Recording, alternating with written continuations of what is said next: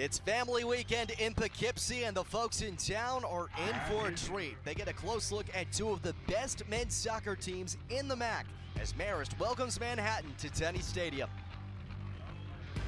Thank you for joining us on ESPN Plus tonight. Alongside Dan Hoffe, I'm Brandon Ross. Red Foxes drew their last matchup against Niagara. They're now 1-0-1 in the MAC.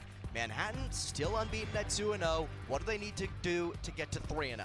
Manhattan has some dangerous attacking options. They're going to need to find supply to their feet tonight to create some goal-scoring options and really create some pressure on that Marist backline. Well, the right foot they're probably going to be looking for most belongs to Sebastiano Musu, a senior from Italy, transfer from an NCCAA program that's dominating their offense. Musu has been that danger man in 2023. 20 shots already in this season. The Marist backline will need to be ready and close down that space to eliminate his opportunities. Meanwhile, Marist without its top scorer in Jared Julo, out for 2 games after drawing a red against Niagara. Stepping up now, Richard Morel, gonna have to take a lot of the load. Richard Morel has had a slow goal-scoring start in 2023, coming off that injury-ridden 2022. He needs to find his rhythm and continue to be a force in the press to kickstart this Marist attack. Can he fuel the Red Foxes back to the win column, or will the Jaspers go to 3-0 in MAC play? Find out next. Kickoff coming up. When the brothers at Just Do Gutters set out to be a community love contractor, we knew we would have to reinvent contractor service and set a new standard for the industry. Putting you first has always been the goal. From the first phone call to scheduling and finding solutions as unique as your home. Your style, your schedule. We want your complete satisfaction, and it shows in everything we do.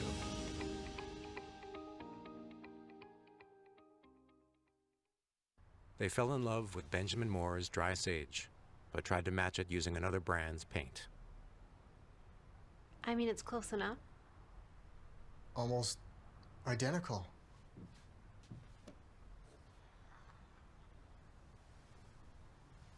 Yeah, there it is. Never trust another paint to be a Benjamin Moore color. Shop for Benjamin Moore paints and stains at Williams Lumber and Home Centers and nail it right the first time.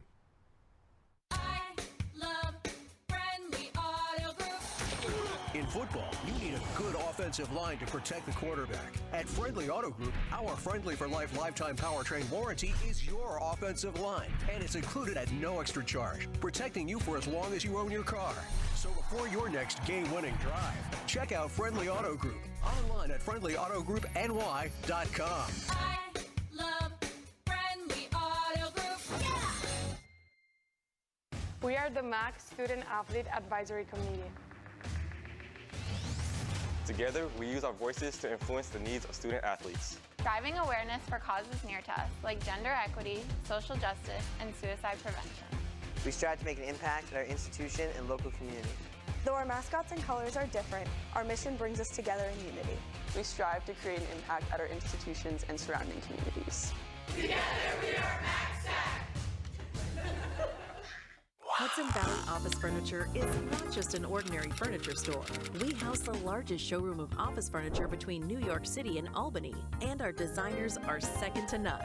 From small home offices to corporate and college campuses, we take the time to examine your space and digitally render what the furniture will look like before you buy. We then deliver, install, and make sure the job is complete. TheWowGuys.com. To see how we'll make you say Hudson Valley Office Furniture. Wow.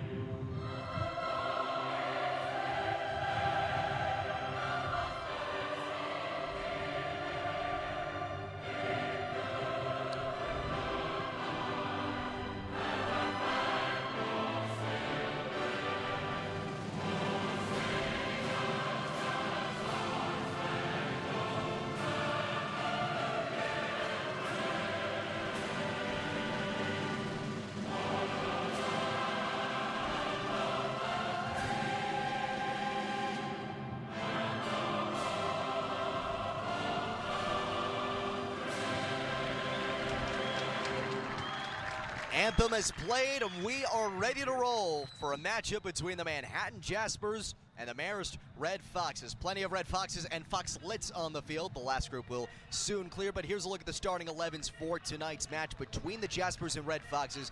First for Manhattan, big key difference, mostly standard operating procedure, but Lucas Jones, the freshman from San Francisco, who's only played one half of college soccer, gets his first NCAA start tonight. Yeah, and obviously if you're the Red Foxes, a newcomer into the lineup, you know that obviously they're aware that this goalkeeper is a newcomer. You're going to want to test him early and often.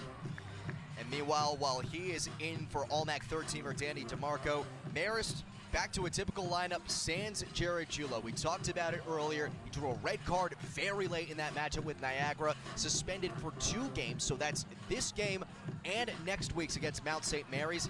Albin Bakaj sliding up, and he's going to be a key player. Yeah, injuries, red cards. Obviously, the Red Foxes haven't been able to put the same lineup on the field in any sort of match this season. Another person missing from the lineup. Albin Bakaj playing up as a number 9 tonight. We'll see what that means for Richard Morel and where he lines up. But obviously, we're going to really need to see who's going to step up for the Red Foxes and be a goal-scoring threat without Jared Julo. We'll see how the formation looks. Getting another look at Lucas Jones here. His first college start. Only appearance before this was 1-1 against Fordham a couple days ago. A battle of the Bronx that went the way of the Fordham Rams, 2-0. Solid performance there. 2 saves to 1 goal allowed, 8 total shots faced. But a much bigger challenge here in a conference foe. Meanwhile, Luca Buffon has been pretty darn reliable for the Red Foxes after transfer. Yeah, absolutely. And Matt Vigiano and his staff have been so good in the transfer portal. Obvious to see another big addition from that transfer portal being such a key role for him. It is a give-and-take game for sure as the ball is now in play, and we are underway from Tenny Stadium, a crowded house tonight. As for family weekend, a lot of folks sticking around after the football game to enjoy football of the other variety. And very quickly, the Red Foxes get some momentum, and Bakaj draws a corner.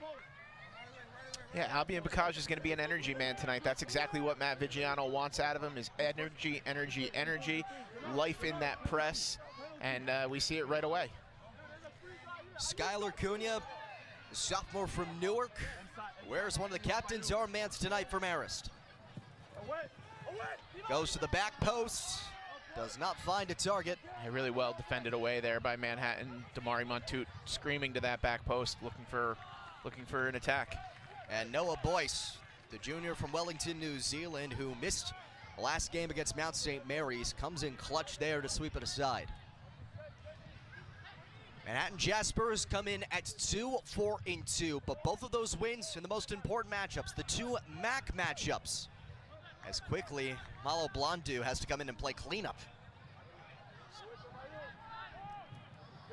4-0 win against Canisius a couple weeks back, and then last weekend, 2-1 victory on the road at Mount St. Mary's. Sebastiano Musu and Henry Hamilton coming up with the 2 clutch goals. Hamilton by way of the PK. Here's Joseph Daher, only freshman to start every game for Marist so far this season. And playing out of that left back role again tonight. We've seen him in the midfield. We've seen him in the left back role. We've seen him play as a 10, as at number 8. He's been pretty versatile for Matt Vigiano. There's certainly going to be a lot of versatility on display tonight. Mentioned the absence of Jared Julo. Bakaj sliding up, typically a back, but has played a lot more in those forward spots. Morel slides it across. A lot of juice for Daher, but he reels it in. Now Salguero delivers.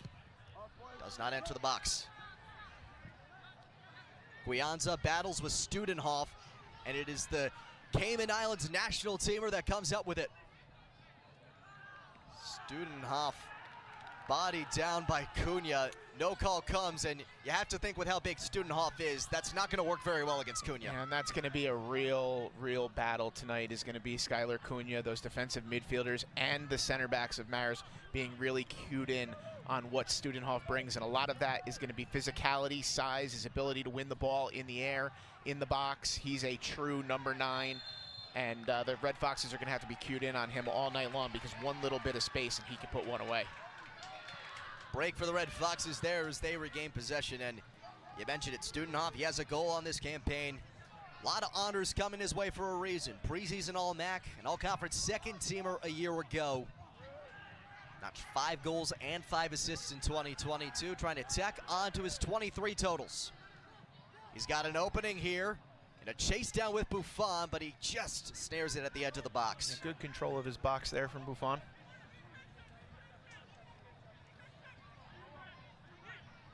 You mentioned it off the top, the big asset for Student-Off. He is massive and he can move.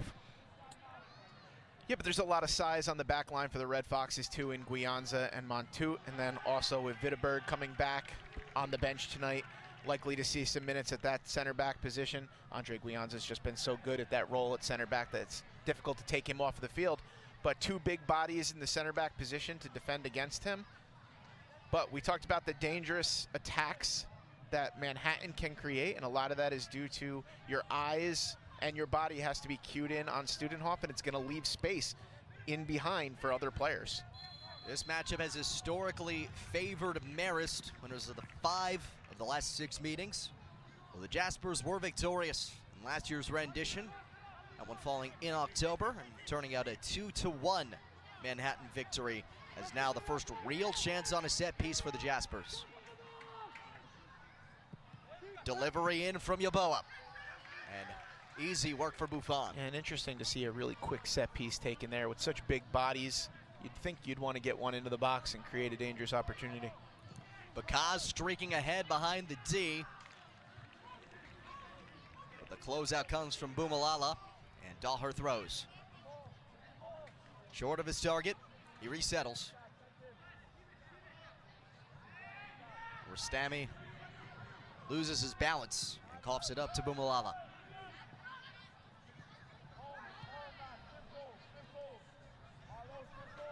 Malo Blondu, freshman from France, connects with Student-Hoff. Dahlher pokes it free. Cunha takes it back.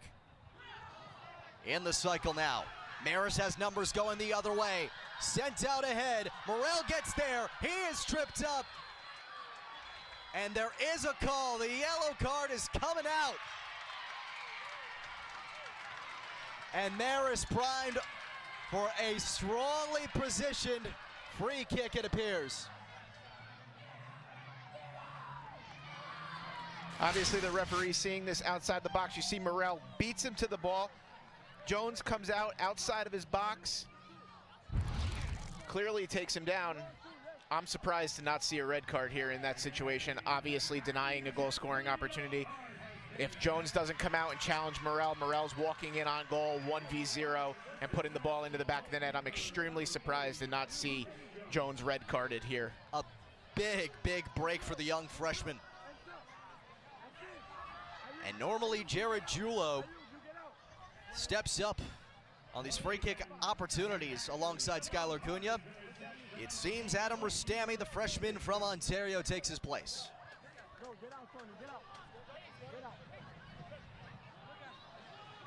And Cunha's been good on these set pieces, so I would expect it on his right foot here. Challenge Jones.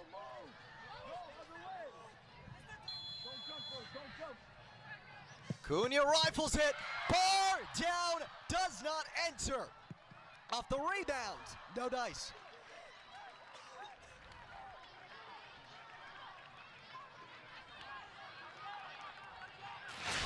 Lots of traffic in front. Skylar Cunha on his right foot, able to squeeze it through off the Manhattan wall. You see bar down, just stays outside. Nobody in white able to find that final touch and put it into the back of the net. Cunha's second effort goes out for a goal kick. Big takeaway from Rustami. Into the box, still loose, and cleared away. And you can see some of the energy of the Red Foxes now starting to feel a little something here, starting to get moving. And another turnover.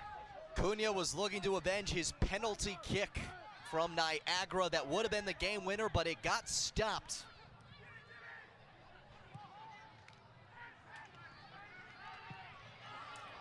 Big opening for Student-Hoff, but the flag is up with ease. Seemed to be a couple steps off, but that's a danger spot. Obviously, you're going to want to be close-bodied to a big striker like Student-Hoff. And if you get too close to him, and somebody can play a ball in behind, that's obviously going to create some danger if he can time that run perfectly. He's been able to get some space there a couple times already tonight. Long ball for Salguero, doesn't reach him. Now header battle ensues. Big swing, but mostly whiff on that hack from Bakaj.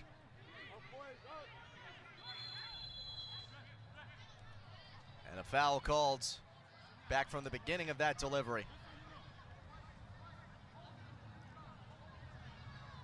Just as a matter of making it clear, as it's James Cotter, the grad student who was an All-MAC player last season, really struggling to get up. Yeah, and those challenges, boot on boot, impact with the ball, can be really painful on the ankle and foot area. I've seen a number of broken feet come from this sort of tackle. You see no intent there. Bakaj going in to strike the ball. Cotter gets the worst of it as he tries to step and win the ball, and clearly in a lot of pain right now. A grad student hailing from England who has been an enormous part of this Manhattan squad for many years. And it looks like they're taking a look at that right leg, not so much the foot, but more higher into the knee area, as you see the trainer getting a look at it a little bit higher up. So maybe a twist or a turn of the leg as he made contact with the ball. But an important intervention there for Manhattan. Otherwise, Bakaj had himself an opportunity. As Cotter gets tended to, taking stock of where things are. It's been a pretty competitive game for the most part. Marist, though, has had the lion's share of the momentum on offense. Yep, and the dangerous opportunities so far in their attacking end as well.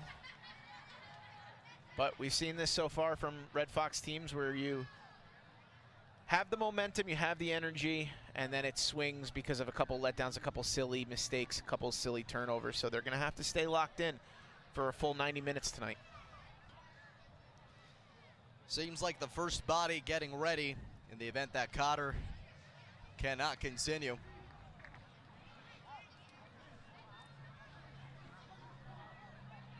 Cotter is at least on his feet, walking under his own power. And he looked to seem like he wanted to stay in the game too until the referee had to shepherd him off the field.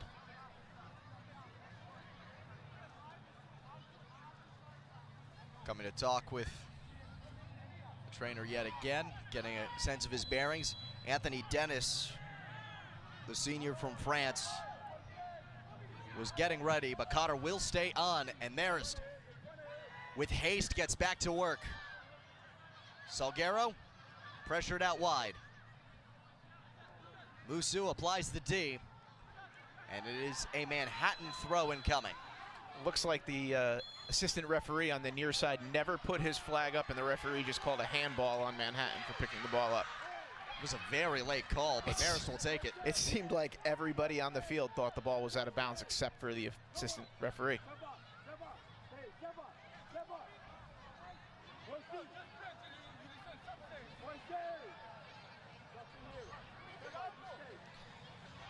As it stands, 3 shots for Marist, 1 for Manhattan.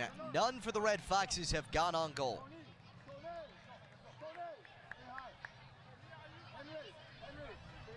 So this will be a set piece from out near the boundary.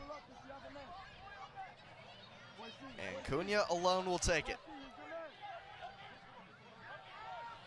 There's that sub, as Cotter does seem to be in a good amount of pain.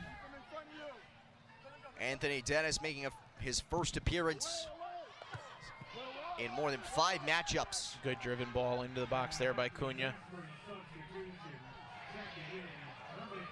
You can see the speed of Studenhoff. There he is, bursting ahead. Studenhoff chips it just off target. Yeah, inches away from that being an absolute stunner. Collected the ball about 75 yards from goal and was able to run right at that Marist back line on his left foot, just not able to get that ball on frame. Mentioned earlier, Gunnar Studenhoff, junior hailing from the Cayman Islands, is a national teamer. He's earned a couple of caps with the senior squad and seems very poised to get some more run with his skill set. Absolutely, big body, big energy, fast, ability to finish.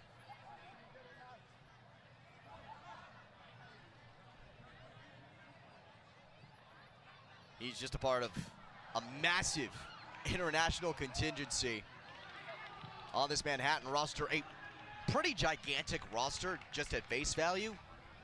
But you see 8 different countries being represented. You can tell Jordan Scott has a knack for it.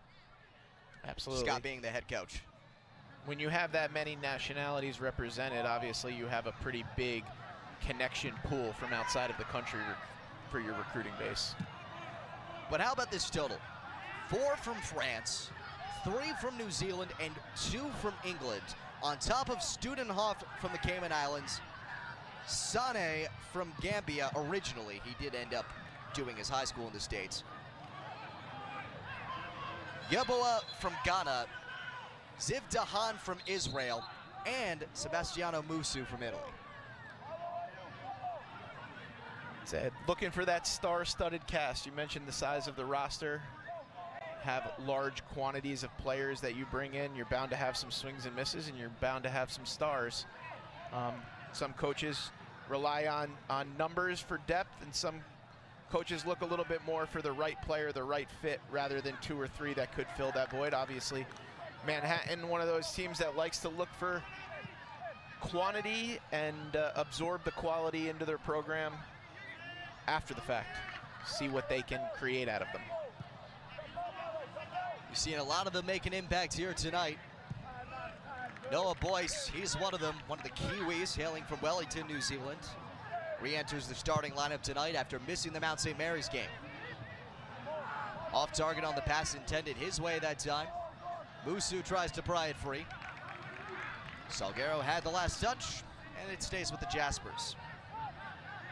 Nifty footwork there from head coach Matt Vigiano. He was certainly a player in his day. Graduate of Marist College from back in 1999, and now you got another Manhattan player down. This is another one of those contact injuries. Anthony Dennis, who came on for Cotter. And you just see Rustami coming in on Dennis. Dennis able to get the ball away. Rustami a little late in his tackle, draws the foul. Hitting that plant leg can be a little bit more, can be pretty painful. And dangerous too. Absolutely. Blondu restarts play. Bumalala centers to Nassim Aki, the reigning conference defensive player of the year, trying to carry ahead on offense. He's ripped off the ball by Cunha. Here come the Red Foxes the other way. A lot of space to operate. Closed out from behind. But a foul is called, and there is a yellow card on Yeboah. It looked like he had a pretty good pull on the shirt of Bakaj, slowing his run down. Many will think that's just the tussling of the D1 game, but obviously for the referee, too much contact on, it's Christensen, pulling that right arm down. Tactical foul there. Obviously the Manhattan bench did not agree, but nonetheless, a foul and a yellow card. Second yellow card of the night. Assessed to Manhattan, the first going on the goalkeeper, Lucas Jones. So now on a long distance free kick, it'll again be Cunha. Rustami was there, but clears way.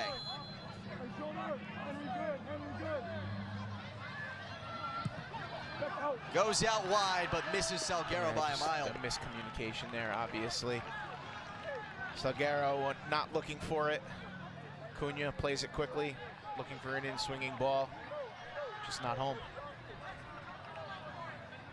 Really hoping to see Adam Rustami on one of these set pieces tonight. On his left foot can be extremely dangerous, so hoping that we get one of those opportunities to see him have a go from 20, 22 yards out on that far side.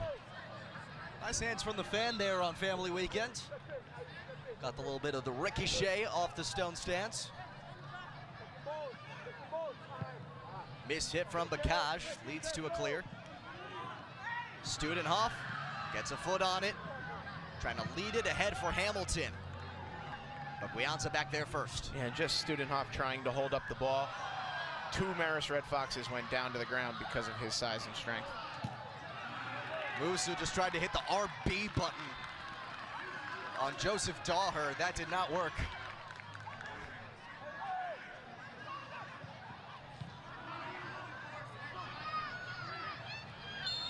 the physicality of this game. We might see a couple of hit sticks tonight as well. No question.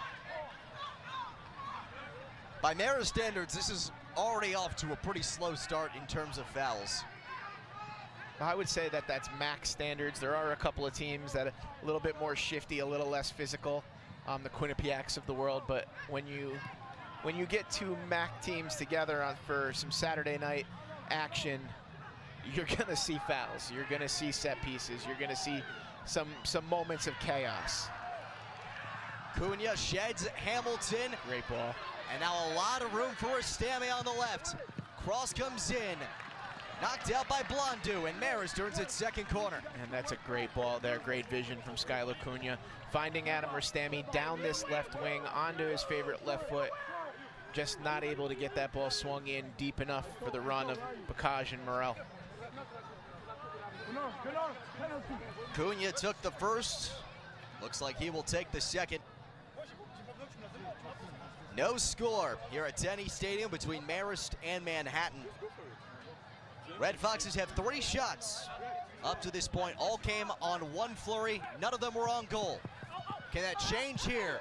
It hits the deck, clears through everybody, and rolls out of play for a goal kick. And a really dangerous ball in from Skylar Cunha.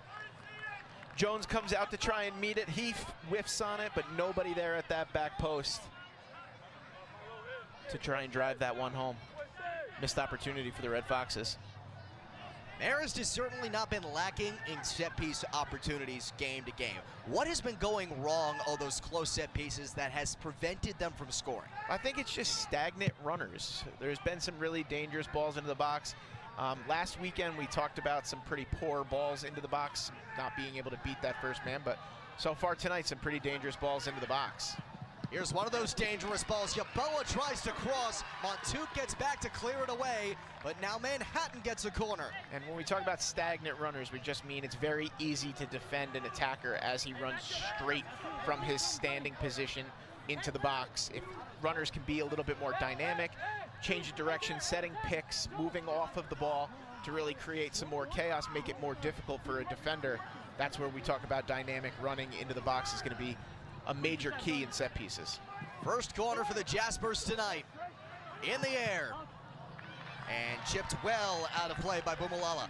Obviously, if you're someone like Studenhoff, stands 6'3", it's a little bit easier to be a little bit more stagnant in your running and just get up and rise up and win a head ball over top of somebody.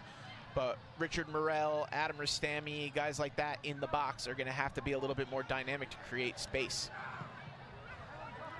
You mentioned the 6'3" and utter size and strength of Studenhoff. You look at Marist, they've got guys who match that height. Nobody matches that 200 pounds. No, absolutely not. It's the combination of those two things and the skill set of being, I mean, we saw his speed down that left wing before. He's quick, he's strong, he's physical. He's a force to be reckoned with.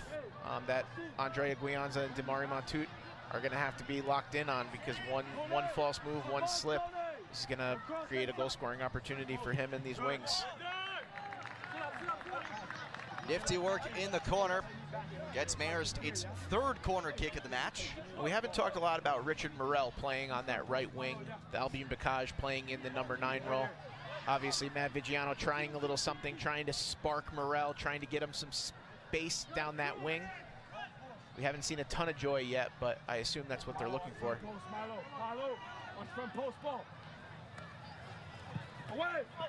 Here it comes, headed up and just off target. Yeah, Rastami left-footed in swinging ball, looking for the run of Andrea Guianza, attacking that front post, just not able to get enough on it to fling that towards the back post. As you can see, good hit, left-footed ball. Guianza just not able to get that right side of the post. Jones cover there on the near post, but you'd like to see if Guianza can maybe get that a little bit further into the back post, cause some havoc for Jones, maybe create a second opportunity off a save. Still no shots on goal for Marist. Maybe now that can change. Slows down here. Christensen out wide. Back for Cunha. Chip into the box, still onside. It's loose. Bakaj off to Morel. He is denied. Chase back down. Left-footed strike deflected. Off the rebound, Christensen batted away. Lucas Jones gets up and delivers. This is some of that havoc we talked about in MAC action. Opportunities galore here in the box for the Red Foxes. First Morel and Bakaj, then this ball finds its way to the feet of Christensen. Gracefully turns towards his right side, hits one, but Jones is equal to it. Great opportunity for the Red Foxes. Just an easy hand turn for the freshman to pick up his first save of the night. Yet another Marist corner. Rustami's delivery goes back post. Not much to be made of that one. Yeah, Sanchez falling away on it there, able to take it down, just not able to get his body on top of it and drive it back towards that far post on goal.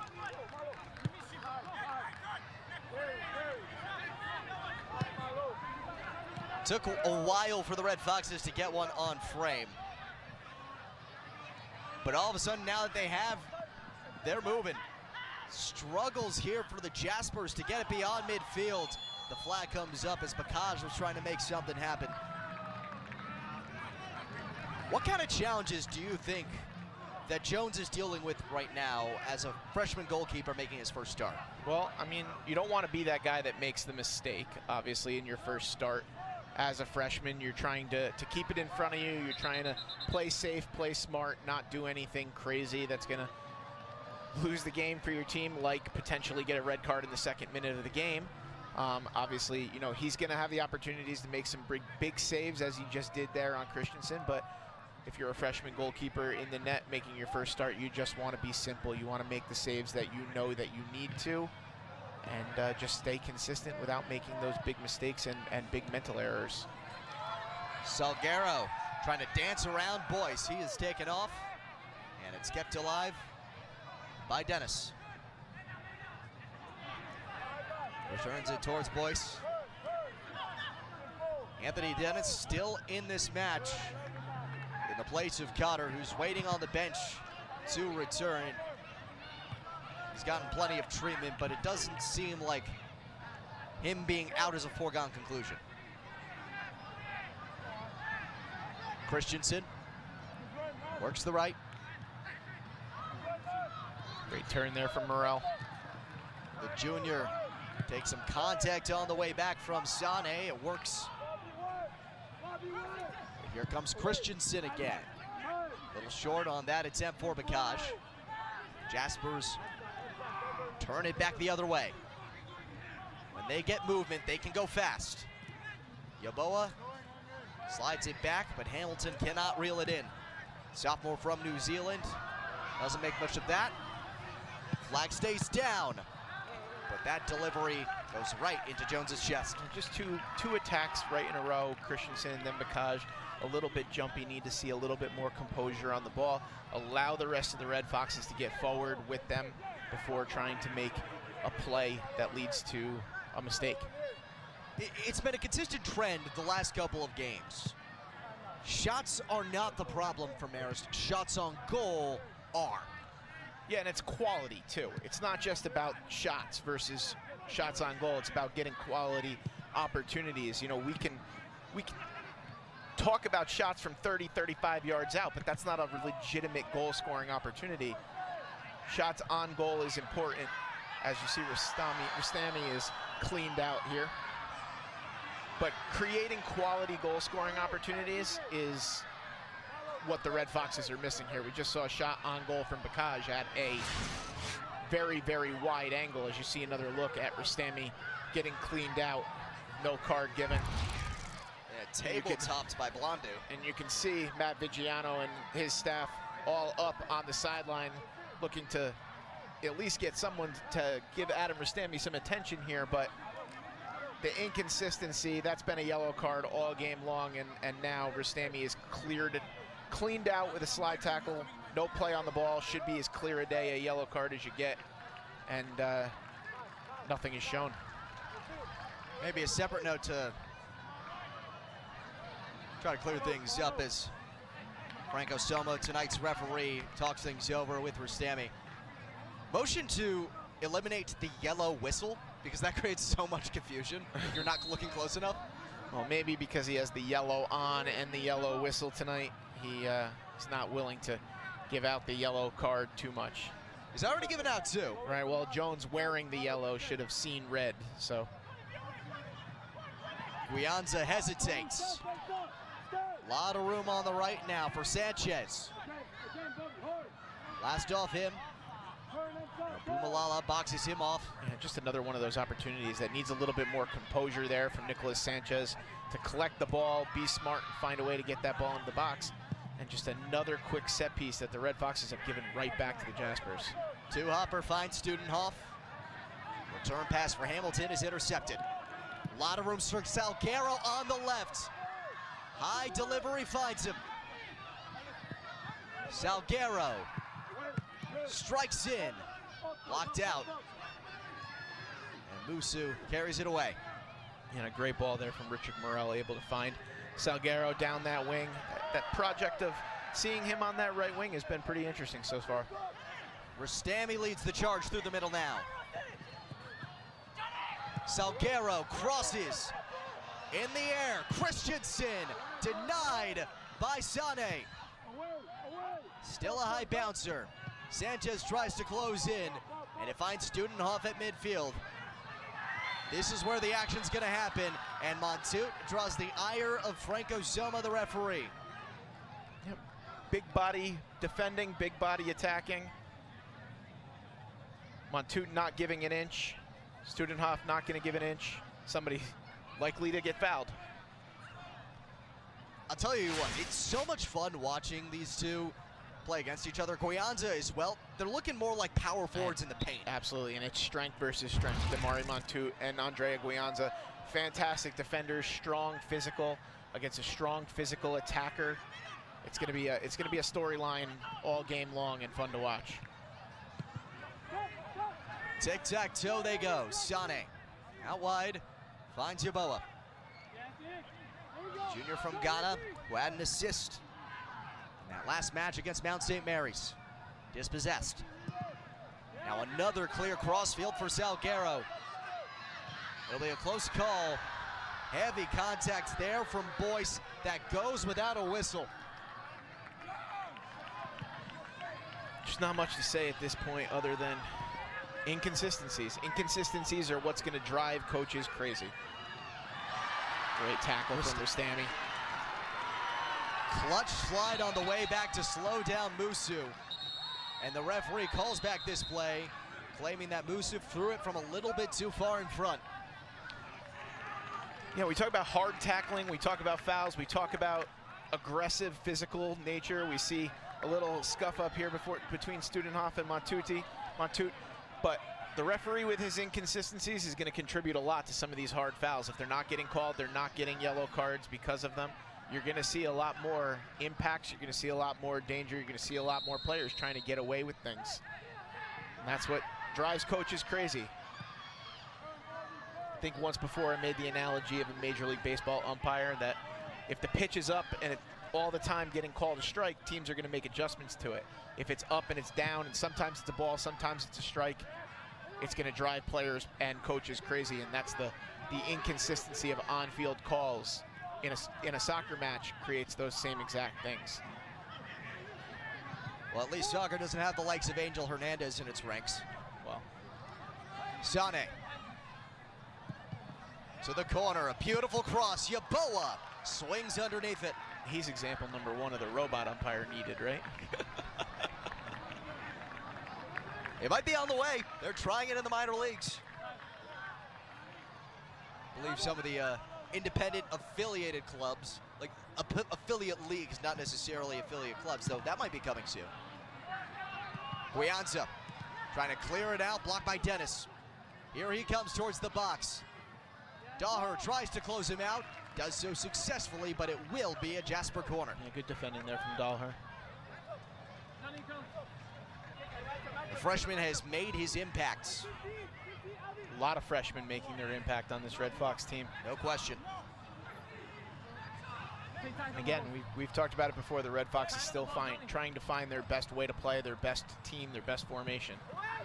Musu's cross, little bit too high for that initial charge, and the follow-through is not even close. Yeah, Guianza not with the clearance that he would have wanted there in that situation, but good effort to close out and force an errant shot there. Marist dominating the shot battle, but in shots on goal, it's not that far apart. 9-5 in favor of Marist in shots, just 2-1 in shots on goal.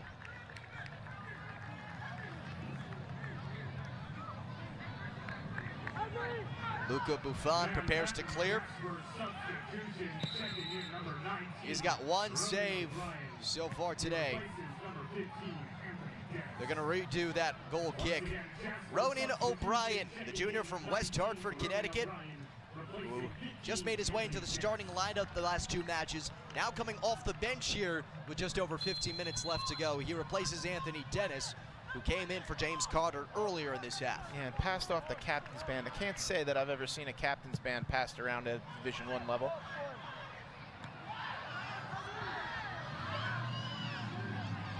First for everything. Bakaj turned back, and they're gonna have to redo it from that spot. And Gosoma could not get out of the way. Referee's getting in everybody's way, including his own.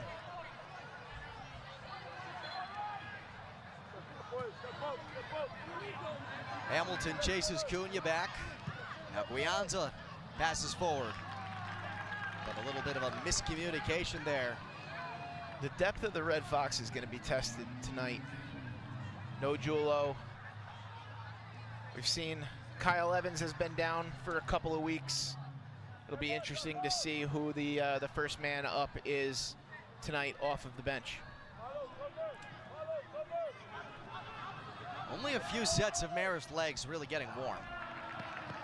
Salguero takes that off his chest.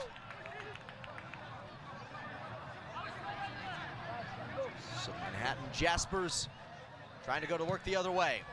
Good pass ahead for Studenhoff. He's got a step on Guianza. Buffon's out of net. An easy chip, but it finds the pipe. Luca Buffon gets bailed out by the hardwood for the second consecutive game. It is still level at 0-0, and Musu gets taken down hard, but no whistle is blown. A chaotic sequence here at Denny Stadium. Yeah, first things first there, Studenhoff with a massive opportunity, just not able to get his chip over Buffon on frame, and then Damari Montu with an absolutely class slide tackle there to escape his team from danger. Yaboa centers. Hamilton. Now Musu tries to deliver across. More of an elevator pass that winds up back at his own feet. Long roller. No dice. That's one of the first pieces of attacking menace that we've seen from Musu so far tonight. Able to get onto his left foot, have a go from about 25, 30 yards out. Just not able to trouble Buffon's net. Marist has had the juice on offense for most of this first half. At a certain point, do you just lose it? Yeah, absolutely. It becomes deflating to say that you've been out here and you've been creating the majority of the clear-cut attacking options, aside from a couple of big counter-attacking opportunities that Manhattan has had, and it becomes deflating to look at, you know, the opportunities that they've had, the crossbar hit, the potential red card, a big free kick, and to say you have nothing to show for it at this point. And I think that that's one piece that the Red Foxes have had a hard time with over the last handful of games is, you know, you create a lot of joy in that attacking end, a lot of shots, not so many on goal, not so many great opportunities, but you're not able to put one into the back of the net, and it becomes deflating, and it becomes almost like, well, how? How are we going to put the ball in the back of the net? Well, Marist does seem poised to make its first switch out as Bernardo Gricindo, the senior from Brazil, has taken off his fleece and is preparing to come in the substitution area. I would assume that that's a straight swap on the left wing for Jonathan Salguero. Time will tell as a foul gives possession back to Marist. Here's a look back at that sequence just a little bit ago. And you can see Student Hop just not able to get enough on that to beat the post. Big, massive opportunity there. And then you can see this crunching hard all-ball tackle from Damari Montoute. Yes, a lot of contact on the body, but the ball first, clean tackle, fantastic work from the Marist center back. Little less than 11 minutes to go as Buffon distributes across the field to Daher. Yeah, maybe not the greatest communication there between Buffon and Montoute. Possession stays with Marist as Grisindo comes on. And it looks like he will be coming in for Daher. Or check that, it will be Salguero. Yeah, Daher coming to the near side to take the throw. As you expected. Well, Grisindo, another one of those players that can play in multiple positions. So it does become difficult to assume where he's going to go onto the pitch. But if I know one thing about Matt Vigiano, I said he does not like to break up a back four when they're playing well, albeit Torge Vitteborg is standing at the midway line looking to come in, and it will likely be a backline replacement. The grad transfer from Duquesne waits to come on. Yet another couple players on the Marist bench. Jokai and Rabati. Some attacking reserves looking to come on and create a spark. I would imagine one of them will be for Morel. Yaboa in the box. Cross disrupted. Sent out wide. Sane closes in. At the end line, another cross denied. Montoute stomps it down. Yeah, those long legs of Damari Montoute are everywhere in that box.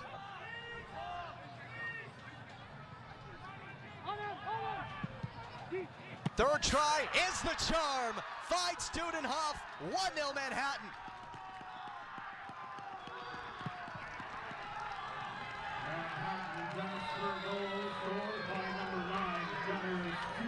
It's another opportunity into the box. You can hear the booing, but a great ball in, finds the left foot of Student Hop.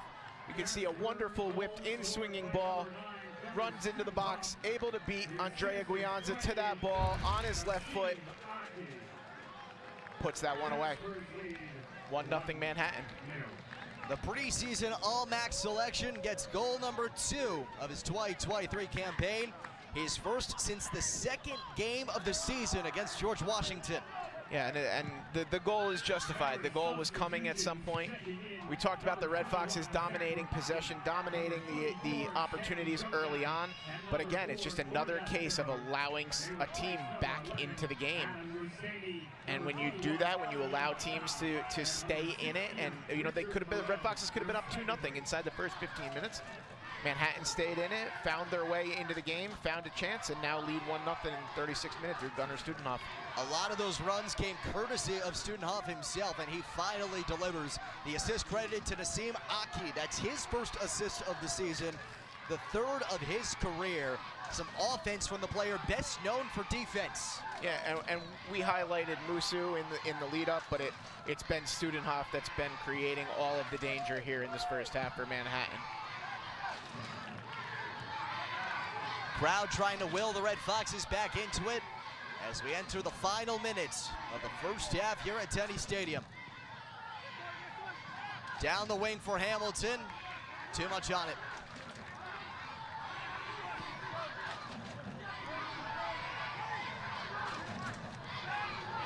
Some members of the family seem to be outspeaking the others. Big young crowd. Had to be at least 36 young players on the field as the starting last were introduced with the Marist squad. Yeah, absolutely, it looked like the entire Manhattan team on the field. A roster for Manhattan that nears 40 for context. Must be the largest roster in the MAC. I believe it was LaGrange Soccer Club here tonight in big numbers, supporting the Red Foxes. An opening as the cross comes in from Grisindo, does not find a target. It looked like a deflection on the way through. Will keep the ball with Marist. And that it will. Zach Rabati who you just mentioned a moment ago. He came into the match along with Jokai and Videborg.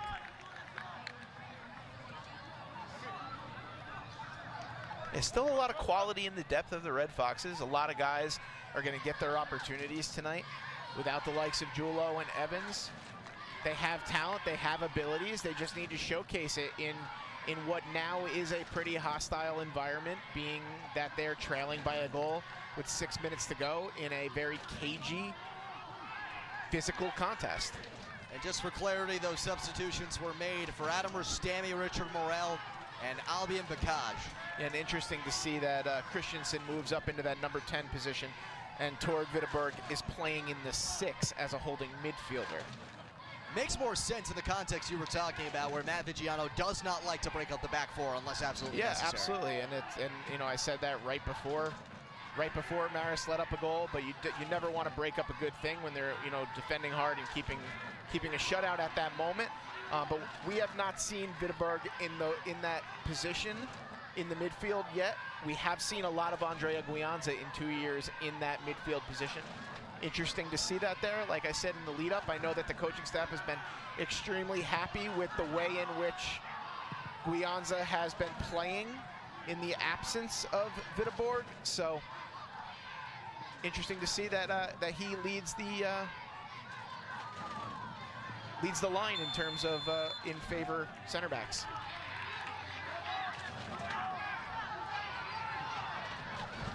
Red Foxes will get possession back.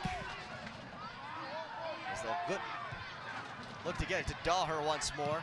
Now Cunha mails it down the side for Grisindo. And we've seen a lot of that over the last 5 to 7 minutes for the Red Foxes. Not a lot of possession, more of trying to lump the ball forward and attack.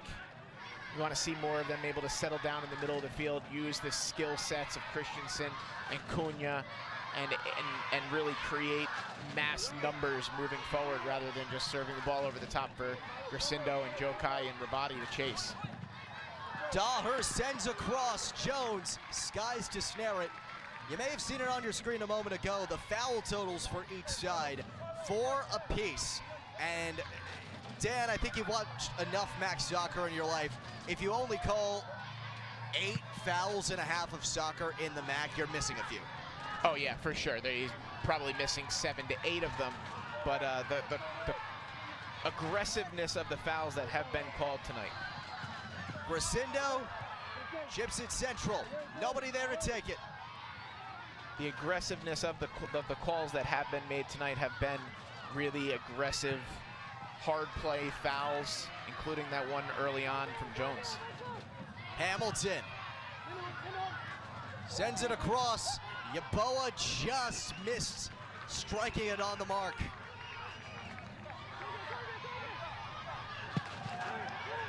MAC, a foul-heavy conference. Marist, the heaviest fouling team in that conference. But Matt Vigiano's men are set up to press. They're set up to attack the ball and attack your back line. And when you do that, you're likely to put yourself in positions that you need to foul. And I mentioned the quantity of fouls before, but they are the quality of fouls in this game have been super aggressive to that it feels just like a normal MAC game that we would assume with 10, 12, 15 fouls at the half because of the significance of the calls that have been made tonight. With a little more than 3 minutes left to go in the opening half here at Tenny Stadium, Manhattan has the 1-0 lead off the 36th minute goal from Studenhof. Can they double it up, or might Marist be able to level it up?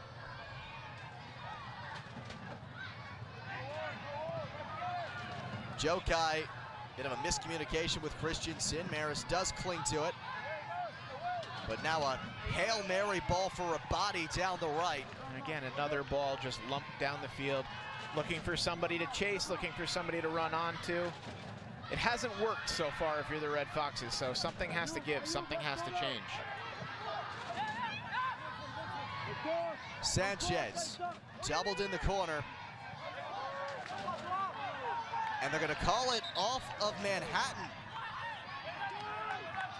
Marist gets a corner, and It looked like probably a lucky one. It looked like the center referee was calling a goal kick, and the AR on the far side gave him a direction that he saw something different. Looked like the Red Foxes were angry about a potential goal kick call, so maybe something we couldn't see from here. But another set piece opportunity for the Red Foxes nonetheless on Bernardo Gracindo's left foot. Perhaps a changed call of consequence.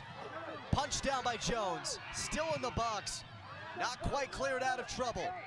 Just over 90 seconds to go here in the first half.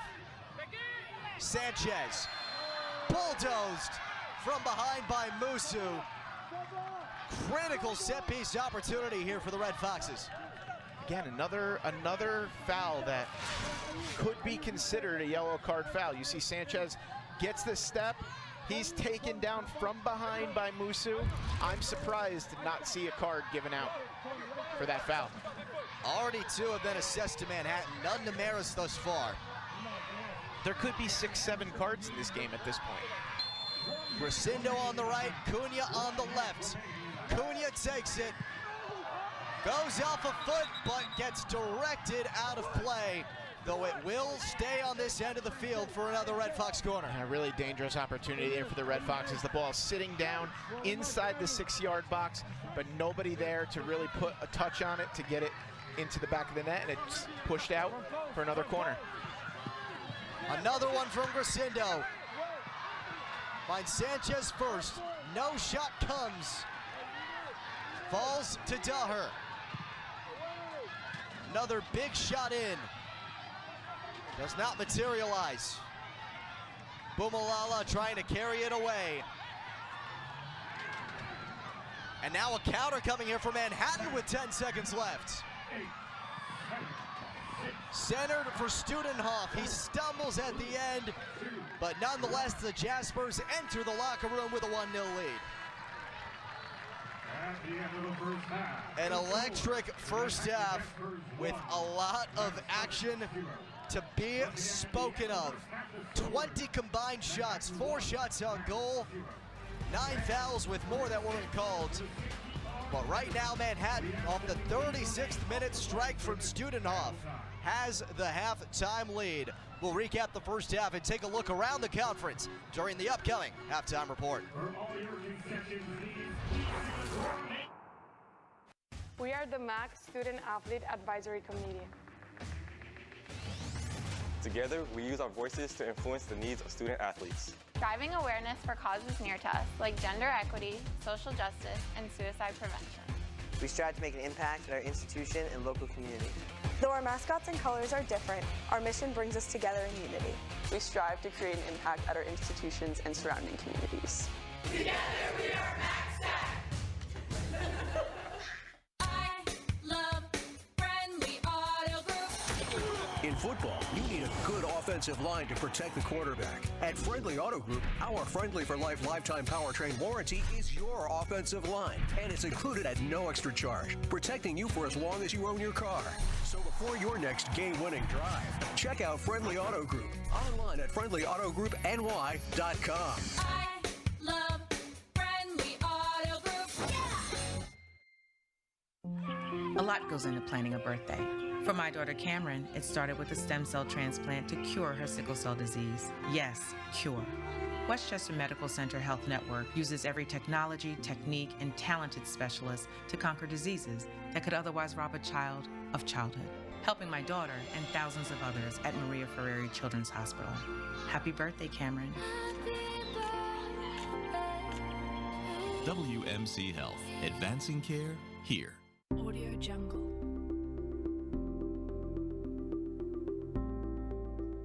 Hi, honey. I can't get her fever down. It looks like I'm gonna have to stay home. Can we get her in to see her doctor? Not right now, but she's on the waiting list. Why don't you take her to Emergency 1? They can see her right away. More affordable than a trip to the ER.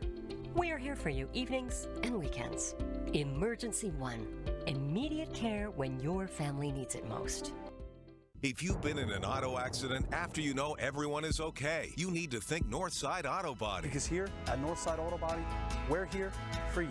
We'll help deal with your insurance company to make sure you get the repairs and results you deserve. We have rental cars right on site. All our work comes with a satisfaction guarantee, whether it's a little ding or major collision, and a lifetime warranty on paint and labor. At Northside Auto Body, we guarantee your car will be fixed right and cleaner than you left it, because we truly are your collision specialist. Halftime here at Tenny Stadium between Marist and Manhattan. The Jaspers making the trip up the thruway, have the 1-0 advantage through 45 minutes, all courtesy of Gunnar Studenhoff, but it took a long time to get there, Dan.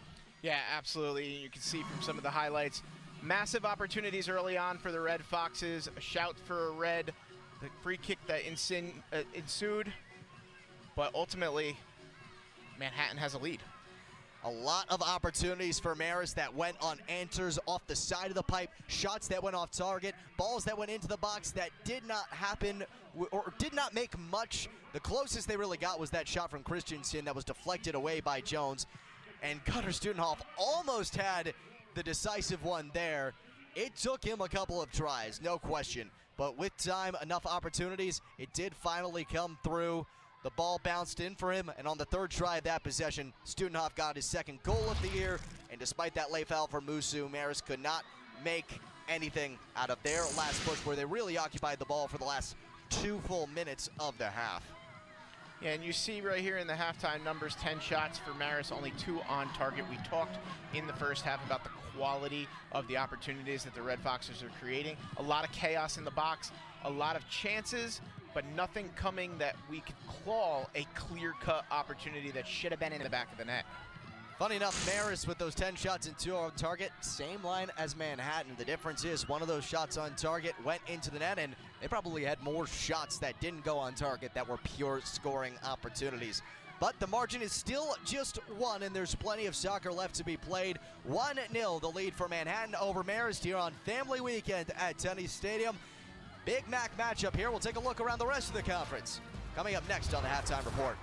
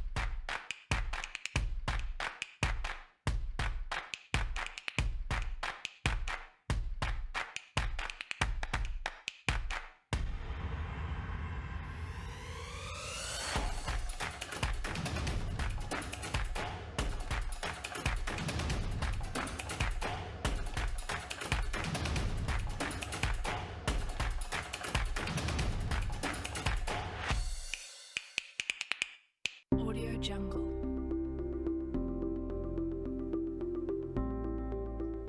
Hi, honey. I can't get her fever down. It looks like I'm gonna have to stay home. Can we get her in to see her doctor? Not right now, but she's on the waiting list. Why don't you take her to Emergency 1? They can see her right away. More affordable than a trip to the ER. We're here for you evenings and weekends. Emergency 1. Immediate care when your family needs it most. When the brothers at Just Do Gutters set out to be a community love contractor, we knew we would have to reinvent contractor service and set a new standard for the industry. Putting you first has always been the goal. From the first phone call to scheduling and finding solutions as unique as your home.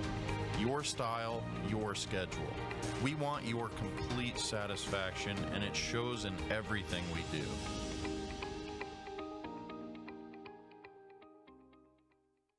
If you've been in an auto accident after you know everyone is okay, you need to think Northside Auto Body. Because here at Northside Auto Body, we're here for you.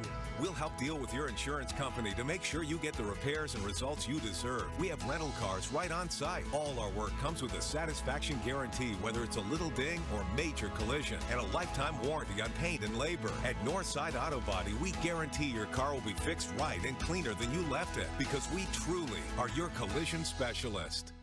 45 down, 45 to go at Tenny Stadium in Poughkeepsie. Manhattan made the trip up from the Bronx, and right now, the Jaspers a 1-0 lead over Marist here at halftime.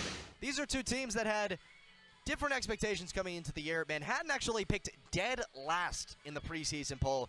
Marist, conference champion only a couple of years ago, in the middle of the pack, but you really never have that much separation from the top, and those teams hovering between 3 and usually 8 or 9, but really 3 to 7 are kind of bunched together in a big sense. But when you look at what the conference standings look like now, a few games into the season, the winner of this game has an interesting spot. Jaspers win, they're atop with 9 points. Marist with a win ties with Ryder at 7 points. But then also consider the fact that the preseason favorite is 0-2 in Quinnipiac. So a couple of things. I mean, we've talked for a number of years now about how crazy the MAC is and how anything can happen.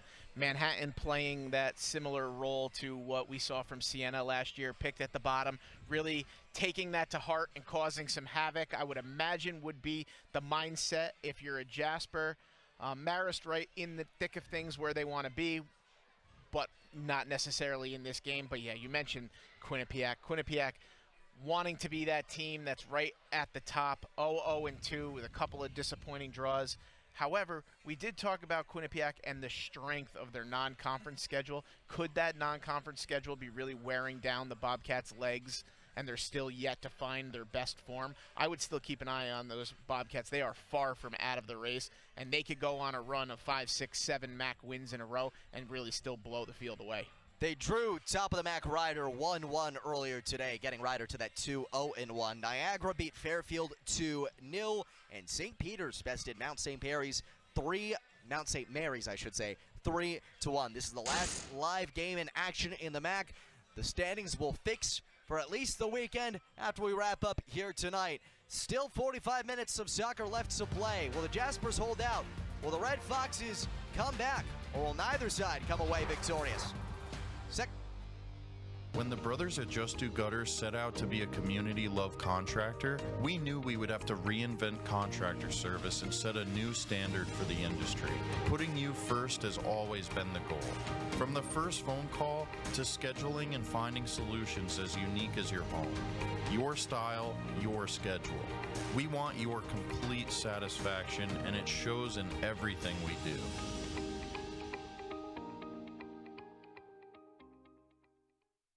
They fell in love with Benjamin Moore's Dry Sage, but tried to match it using another brand's paint. I mean, it's close enough. Almost identical.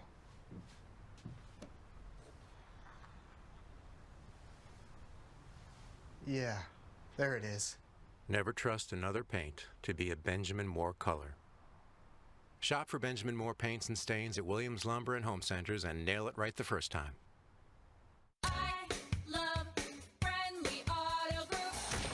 In football, you need a good offensive line to protect the quarterback. At Friendly Auto Group, our Friendly for Life lifetime powertrain warranty is your offensive line, and it's included at no extra charge, protecting you for as long as you own your car. So before your next game-winning drive, check out Friendly Auto Group online at friendlyautogroup.ny.com. I love Friendly Auto Group. Yeah! We are the MAC Student Athlete Advisory Committee. Together, we use our voices to influence the needs of student athletes. Driving awareness for causes near to us, like gender equity, social justice, and suicide prevention. We strive to make an impact at our institution and local community. Though our mascots and colors are different, our mission brings us together in unity. We strive to create an impact at our institutions and surrounding communities. Together we are MAC Stack! Put Hudson Valley Office Furniture is not just an ordinary furniture store. We house the largest showroom of office furniture between New York City and Albany, and our designers are second to none. From small home offices to corporate and college campuses, we take the time to examine your space and digitally render what the furniture will look like before you buy. We then deliver, install, and make sure. We are the MAC Student Athlete Advisory Committee. Together, we use our voices to influence the needs of student athletes. Driving awareness for causes near to us, like gender equity, social justice, and suicide prevention. We strive to make an impact at our institution and local community. Though our mascots and colors are different, our mission brings us together in unity. We strive to create an impact at our institutions and surrounding communities. Together we are MACSAC.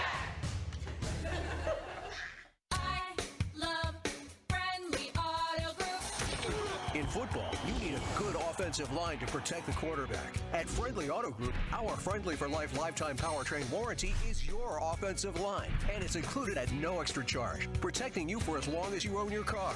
So before your next game-winning drive, check out Friendly Auto Group online at friendlyautogroup.ny.com. I love Friendly Auto Group.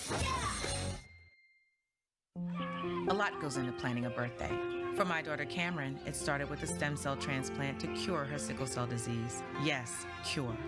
Westchester Medical Center Health Network uses every technology, technique, and talented specialist to conquer diseases that could otherwise rob a child of childhood, helping my daughter and thousands of others at Maria Ferrari Children's Hospital. Happy birthday, Cameron. WMC Health, advancing care here. Audio Jungle.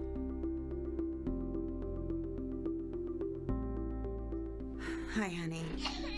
I can't get her fever down. It looks like I'm gonna have to stay home. Can we get her in to see her doctor?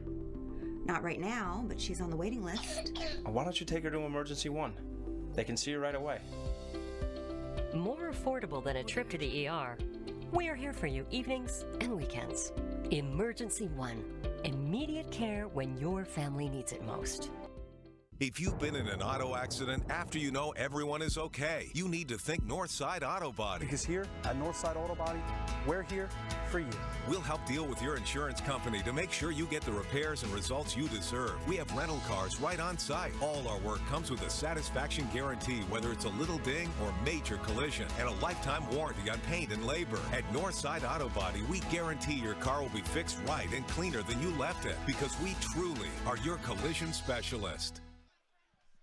Just about ready for the second half between Manhattan and Marist. A lot of bad blood is built up between these two sides. Jaspers, with 45 to play, have the 1-0 advantage. It took them a while, but Manhattan found the play space and scored. Gunnar Studenhoff in the 36th minute off the assist from Aki. Has the Jaspers in front. Great play in goal from Lucas Jones. What does Marist have to do different to shake off that first half? I think we set it up quite a bit in the first half. They're going to have to slow themselves down, play with some more composure, take this game back to their level rather than playing in the way that Manhattan wants to play. We've seen that a lot so far this season from the Red Foxes. Teams will impose their will and their game plan on Marist, and that's exactly what Manhattan has done so far today. They've stretched the field. They've turned it into a cagey kickball-like affair where they're chasing the ball at all moments. What the Red Foxes want to do is they want to slow the ball down, get it onto Skylar Cunha's foot, allow him to make plays in the middle of that field, connections with Christensen, and create opportunities as a unit more moving forward rather than as individuals. And number 25, Steve Dahan. Back and forth to start this second half. Statistically, both sides coming close to even. 10 shots for both teams, 2 shots on goal for both teams. But the Jaspers, the only side to have broken through. Largely the same lineups as the start of the match coming out of halftime, though Ziv Dahan does stay on for Manhattan. And if you're the Jaspers, you want more of the same. You want this to be a chaotic affair back and forth, because that's how your opportunities came, and you don't see the Red Foxes creating opportunities in the same way you did with the ball in over the top. I'm sure you all at home saw where that ball came in reference to the camera. Just so you know, we're very close to that camera, just off to the right. As Marist now carries in deep, though it will not turn into an opportunity. What you didn't see off camera was Brandon getting ready to bicycle kick the ball back onto the field. I do not have that level of flexibility, Dan, as much as I wish I did. Leaves something to be imagined for the viewers at home. Brandon Ross, Dan Hoffa here with you. Appreciate you taking the time to join us on a Saturday night. Top tier MAC men's soccer showdown. Lone goal on the board courtesy of Gunnar Studenhof in the 36th minute. Luca Buffon and the Red Foxes trying to bounce back and possibly end the night in a tie for first place in the conference. And a little bit of possession here from the Red Foxes, able to keep the ball along the back line. Just need to now find ways to advance it, break lines. As you see Richard Morel skipping out a little bit, but tackled off the ball unfairly, according to the referee. First foul call of this second half, and I think for the Jaspers, they know all too well how inconsistent this refereeing can be. Yeah, for sure. I mean, I think that there's been the good with the bad. If you're the Jaspers, you're looking for a lifeline there from the referee, but at the same time, you can be grateful that your goalkeeper is still on the field because of the inconsistent refereeing that we've seen so far today. Yeah, back in the second minute, Lucas Jones came out of net just outside the box, cut off a drive opportunity from Richard Morel, and drew just a yellow when it very easily could have been a red. Perhaps here another scoring opportunity. I don't think that you would meet another soccer person not wearing green that would say that that was not a red card. Handled out of the box on that delivery from Rustami. Cunha to Rustami again. Cunha at the edge of the box, deflected out. That's better there from the Red Foxes. Some combination play, working off of each other. Rustami holding firm as a point man, able to lay it off for Cunha and create an opportunity to have a strike, just blocked away.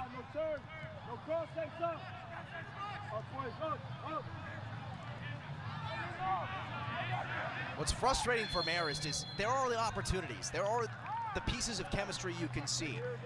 This past offseason was not like that cruel summer entering the 2022 season when so many talented players entered the transfer portal following that MAC championship. The pieces are together now. They're just not connecting at the very last point to deliver it into the net. And Skylar Cunha hopes that can change here. Beautiful ball towards the box, headed away. Just to add to that a little bit, we've seen Red Fox teams where they were not able, as a turnover here. And a big one at that. Friendly fire inside the box forces the Red Foxes to reset. Now another entry into the box, easily handled. So not a lot of turnover. Marist players lost from last year, but there are a lot of newcomers, a lot of freshmen, a lot of transfers through the portal. So it is a new group, a new team to find cohesion and learn how to work together after a disappointing 2022 season. And we've talked a bit about trying to find ways to play your best soccer at the right moments, and we've seen teams that have gotten hot at the right time. I was going to mention this about Quinnipiac earlier during the halftime window. You want to be playing your best soccer when, you know, October comes around and MAC action is at its hottest. This Red Fox team is not playing their best soccer. Obviously missing some important pieces, but you want to be finding ways to get your best team out on the field in late October and November, not necessarily in September. So that's what the Red Foxes are doing, trying to find ways to figure out what their best lineup is, what their best formation is, what ways they can best attack opponents and break down opponents. And the Red Foxes still have a lot to learn about that. They have not been able to find that yet, but there's still time and still optimism that they can find that window to be at their best when playoffs and postseason come around. You said a lot of growth has to happen between the start of the season in August and when the fans have to get their cardigans out in October. Mid-September is when conference play really kicks off. This is peak time for these teams. Manhattan has started off on the front foot. They are 2-0 in conference play, in position to go to 3-0 as possession is set to go to the Red Foxes here. There's also something to be said about putting yourself into that pole position and getting some early wins and being at the top and having teams to chase you, because every point in the MAC is extremely important, and Manhattan has put themselves into a good position so far, but as have the Red Foxes with 4 points so far. A win and a tie thus far is important in overall point standings to get yourself to that playoff format where anything can happen. And Manhattan certainly proving the naysayers wrong, picked to finish dead last in the preseason by a pretty hefty margin. They have come out and been quite the surprise. Another foul called here. Franco Silva now trying to get things a little more under control. He's been a bit quicker with the whistles.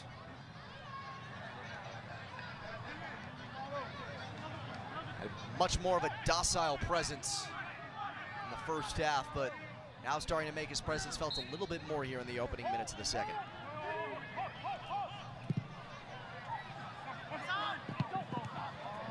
They're getting close. There's Shepherdson a little bit away. You could see the clear game plan for the Jaspers is to find the ball, play towards Studenhoff, and work off of him. Try and find runners in the box off of his ability to control the ball in the air. Rastami to the open space. Christensen trying to fend off Medina. Will stay with the Red Foxes. David Medina, a freshman from Yonkers. He's gotten a lot of run, and this is his first campaign with the Jaspers. One positive I think you could take away from the first half, if you're the Red Foxes, was the ability of the ball playing into the box in set pieces. And here we are, another opportunity on the right foot of Skylar Cunha, left foot of Adam Rastami, with runners in the box trying to find an equalizer. If you're the Red Foxes, you need to find one through one of these set pieces that Manhattan has gifted them. And that's not Rastami, that's Salguero on his left foot. I would assume that this is going to be on the right foot of Cunha. And that it is. Jones handles it with ease once again. The freshman showing poise beyond his years. Good play hustling back on the part of Rastami. Does not take it away, but does slow it down. And Daher gonna get a card here almost certainly, and there it comes. Yeah, there's no question about that. Studenhoff looking to make a turn on him, able to use his body and his strength to turn to his right.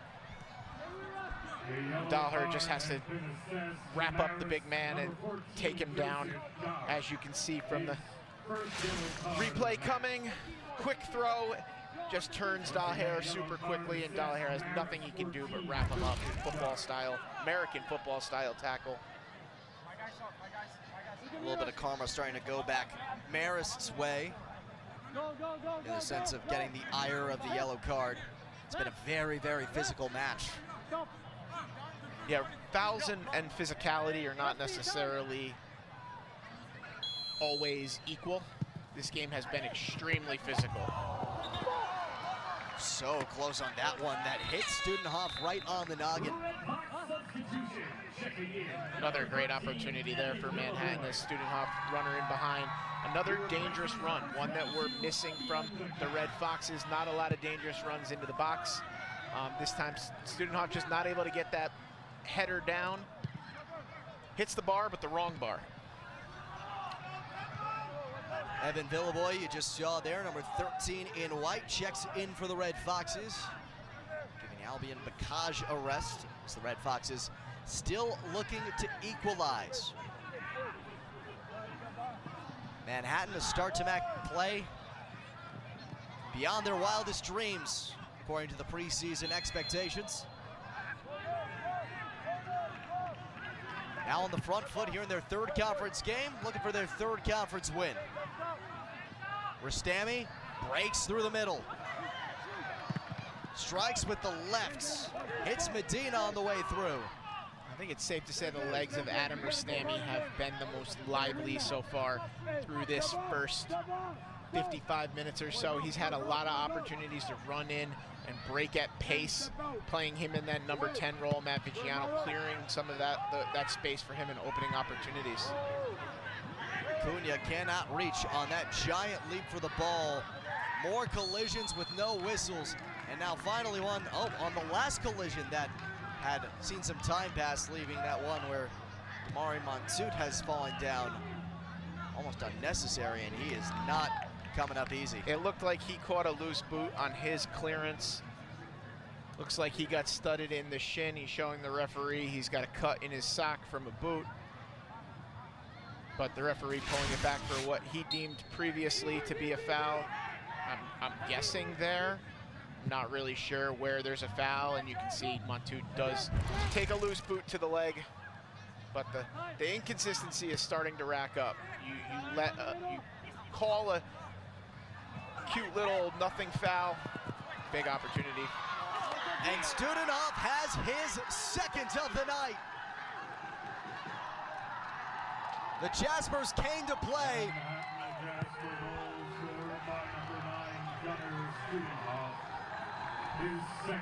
And again, it's off of a nothing little foul called against the Red Foxes. There's nothing there. Simple little challenge on the ball gets called as a foul, given as a set piece, and because of it, Manhattan's attacking forward, and you can't see on camera, but Matt Vigiano is hot in the face of the center official, clearly looking for an explanation as to why the Jaspers have an opportunity here in on goal based on his poor officiating. There's no foul in that for me. In fact, it was probably a foul going the other way, and because of it, Jaspers lead 2-0. And what a night for Gunnar Studenhoff. He was someone that was on your radar, Dan, right from the get-go, and he has lived up to that billing. Listen, I mean, no excuses for the Red Foxes here whatsoever. The referee is dealing them the cards that they have to deal with, and Manhattan's taking advantage of their opportunities, and the Red Foxes, like there with a chance on the foot of Richard Morel, haven't been able to put away their opportunities, whereas Studenhoff's gotten 3 chances and he's put 2 of them in the back of the net, so credit to them for taking advantage of what's been dealt to them. Third goal of the season for Studenhoff, and again, his second of the night. Morel almost bringing forth a massive opportunity for the Red Foxes, but again, yet it does not come through. Lucas Jones, the freshman goalkeeper from San Francisco, 2 saves on the night. No goals allowed, and now Hamilton breaks through. Studenhoff left alone, and Studenhoff has a hat trick. What a night for the Cayman Islander. Tonight belongs to the Gunner.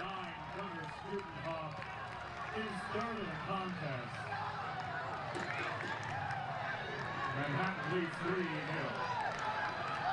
Once again, And this one, just a simple ball to deal with. Nicky Sanchez not able to get his head around to it. And just off the fingertips of Buffon, put into the back of the net. The Red Foxes seem to have been deflated. And that's putting it mildly. What a night for Gunnar Studenhoff. A hat trick here on the road as Manhattan seeks win number 3. He has had some big goals, but never before tonight had he logged a hat trick, the first of his college career. I think he gets a hat trick if his goalkeeper is red carded 2 minutes into the game. We'll never know. We will not. It's a lot of what ifs tonight if you're the Red Foxes. What if they would have been up 2-0 inside the first 10 minutes? What if the goalkeeper would have been sent off? What if Jared Julo would have been available? That's been the theme of Marist these last couple of seasons. A series of what ifs, some by way of injury, some by way of inconveniently timed suspensions by caution accumulation or red cards. And now Franco Soma again having to get in the middle of trying to separate Marist and Manhattan players getting at it. That's Daher and Musu both arguing and now making a truce at least. Yeah, it looks like the referee wanted to speak with him. The AR alerted him to something on the sideline, maybe a little off-the-ball tussle. But again, now we want to control these situations. We want to control the little chippiness on a throw-in when we haven't been able to control any of the pace of play so far during the match tonight. It's confusing, it's inconsistent, and that's the reason that you see the hotness for Matt Vigiano after the second goal. It's not like Marist's offense has gone away. They have not gone underground into a bunker. They are still very much present. Absolutely, and they've created their own problems tonight in addition to the problems that the referee has created for them. They have missed opportunities that should have been in the back of the net, and lacked quite a bit of class in front of goal to be able to put themselves in the lead early on. And because of that, they've allowed Manhattan to stay in the game. And it looks like Studenhoff's down with a problem, maybe on his knee slide in front of the Marist bench. His lower back is what he's grabbing at right now. The trainer will come out. The clock is stopped.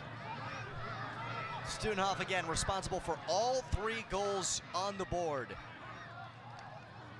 They credited one of the assists on the last 2 to Sane. And he is now getting up and walking off under his old power. Here's a look at those 3 goals. The first coming in the 36th. The last 2 coming barely over a minute apart between the 56th and the 57th. This one unassisted.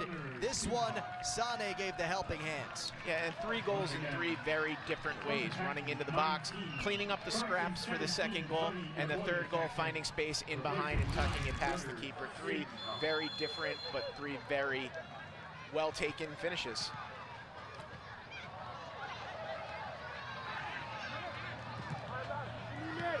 Jasper's now in the driver's seat. As long as they can hang on, they'll be the lone perfect team in the conference.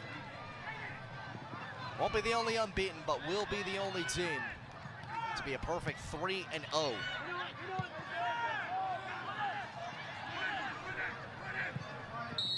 Working out to the left again for Boyce. Call made back on the far side. Looks like it will be Marist possession.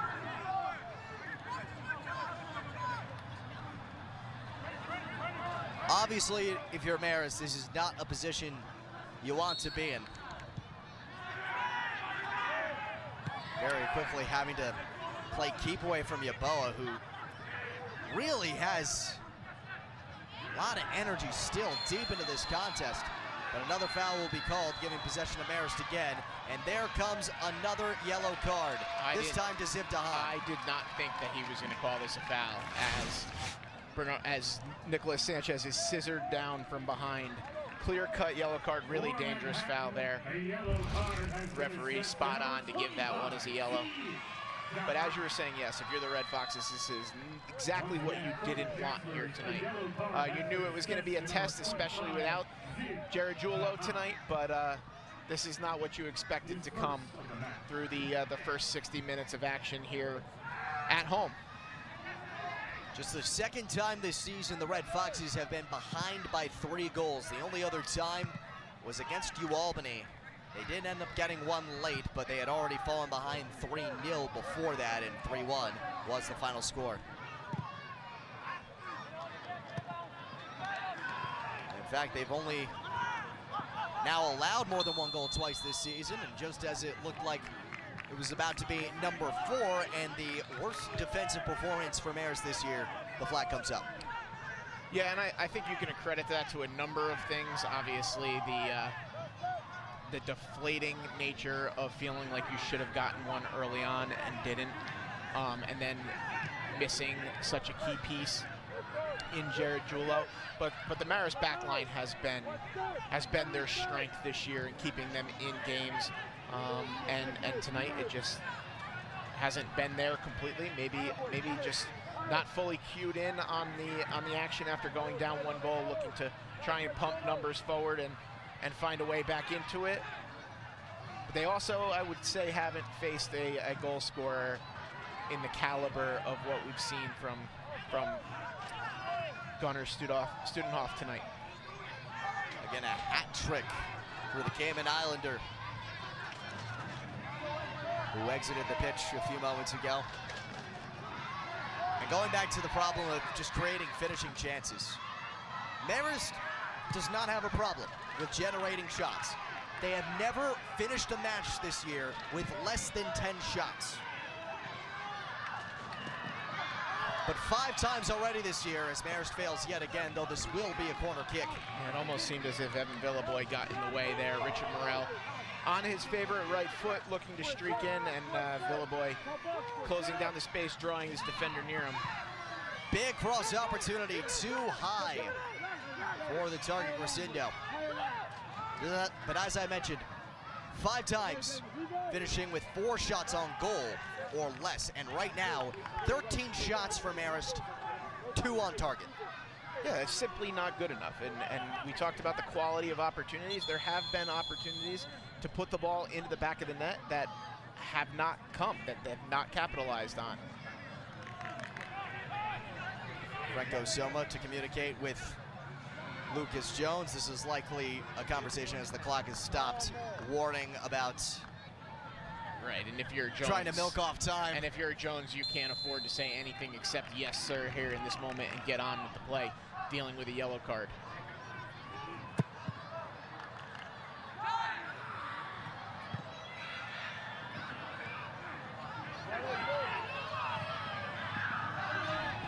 Montouk tries to create a breakout. Marist still pushes forward. We're standing into the box. Crosses. Marist gets one back. It's Morel that finally breaks through. And the deficit is down to 2. And this is just some more of the individual brilliance of Adam Rastami. On his left foot, makes 3 Jaspers defenders miss, able to tuck a ball in onto the right foot of Richard Morel, who tucks it home. A lifeline for the Red Foxes, down 3-1 with 28 minutes to go. At the top of the broadcast, we highlighted Morel, saying he needed to step up tonight, and he has done just that with the Red Foxes' backs against the wall. Just the 2nd goal of the season for the junior from Long Island. And now Marist, who was looking way down, now has some juice to fuel them, and even more momentum coming this time through. Morel chases it down again. This is a game of momentum shifts. The entire game of soccer is about momentum shifts and dealing with that momentum in and out of your favor. And right now the Red Foxes have that front foot on the gas pedal and looking to take advantage of that momentum in their favor. Sanchez creates another corner, and Bernardo Grisindo will deliver. This has to be one of the moments that the Red Foxes take advantage of. Rastami from long distance, almost had it. Jones has to poke it, and another corner, the 9th coming up for Marist.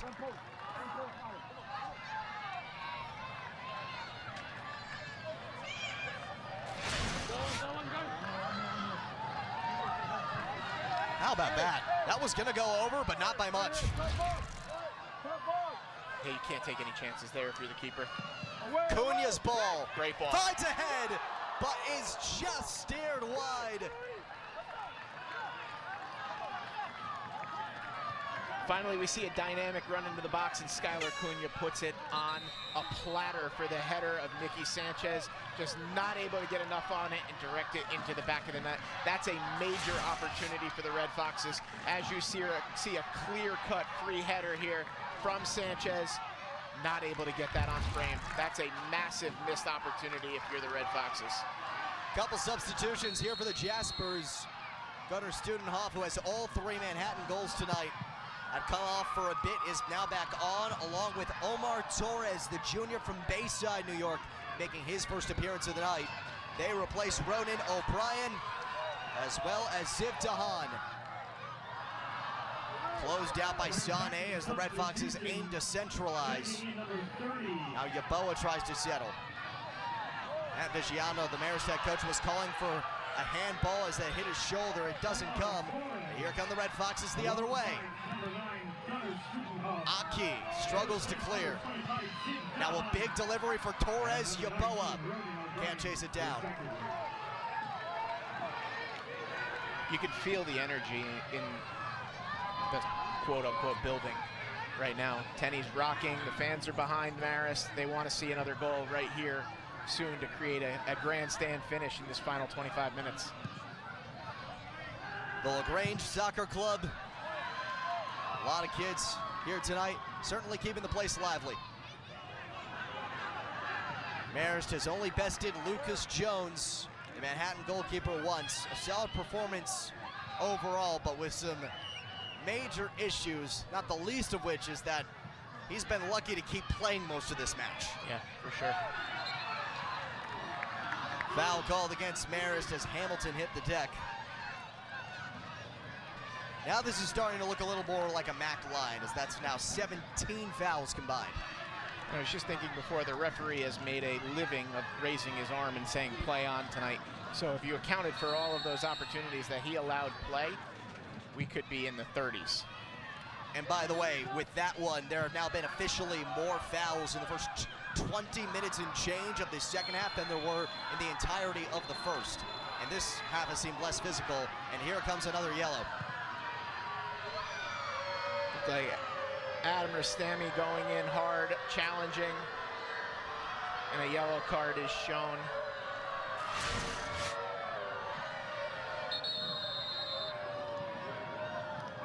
That looks innocent enough compared to some of the other yellow cards we've seen so far tonight. For Rastami, that's his third yellow card of the season. Second on Marist tonight, as the trainer will come out to check on the hurt Manhattan player. That's Malo Blondu, the freshman from France. But again, going back to that point of the fouls, he is now at 3 yellow cards on the season. 5 gets you a 1-game suspension if you get that many cautions. And he is not alone in that camp. Marist, a ton of players, and not only that, key players who are in danger with 3 yellow cards at this juncture of the season. Yeah, a physical way of playing that the Red Foxes play contributes to some of these problems that they are creating for themselves. Blondu getting helped out by the training staff. Franco Soma, the referee, trying to get things back in order. And the other yellow card that has been given to Marist tonight went on Joseph Daher. That was back in the 54th minute. That was just his second of the year. Now Zach Rabati will come in for Rastami as the Red Fox is not tempting fate. And Noah Boyce will enter in the place of Blondu, it looks like. The way that this game is shaped up, I would imagine that that's not going to be the last hard foul of the match so far. 24 minutes and change remaining. I assume we're going to get another challenge. I assume we're going to get another hard foul. I assume we're going to get another big goal-scoring opportunity for one of these two teams. How much you want to bet on another yellow card at some point? Yeah, maybe even a red.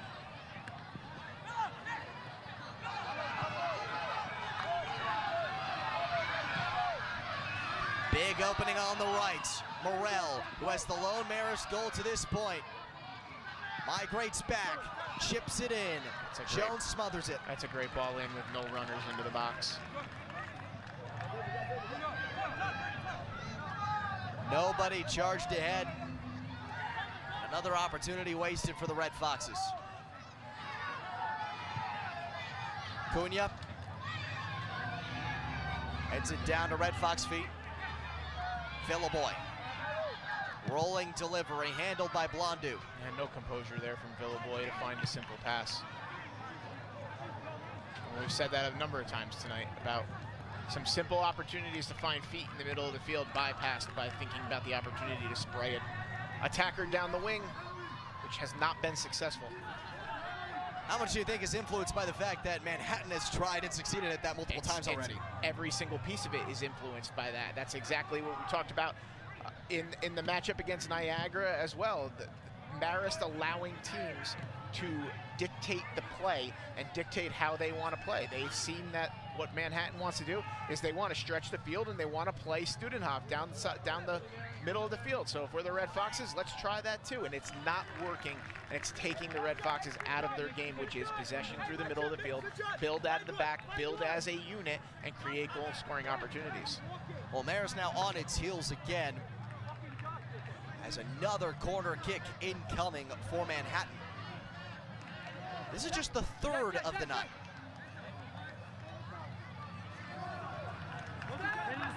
Musu to deliver. Jasper's already ahead 3-1. Easily headed out.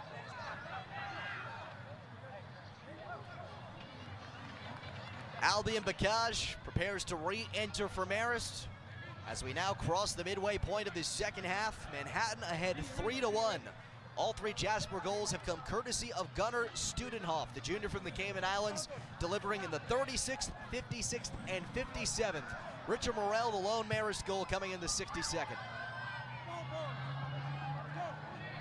The sub from Bakaj has not happened quite yet. He'll come on momentarily as Cunha tries to carry across midfield, and he draws the foul. They'll call it a little further back, it looks like.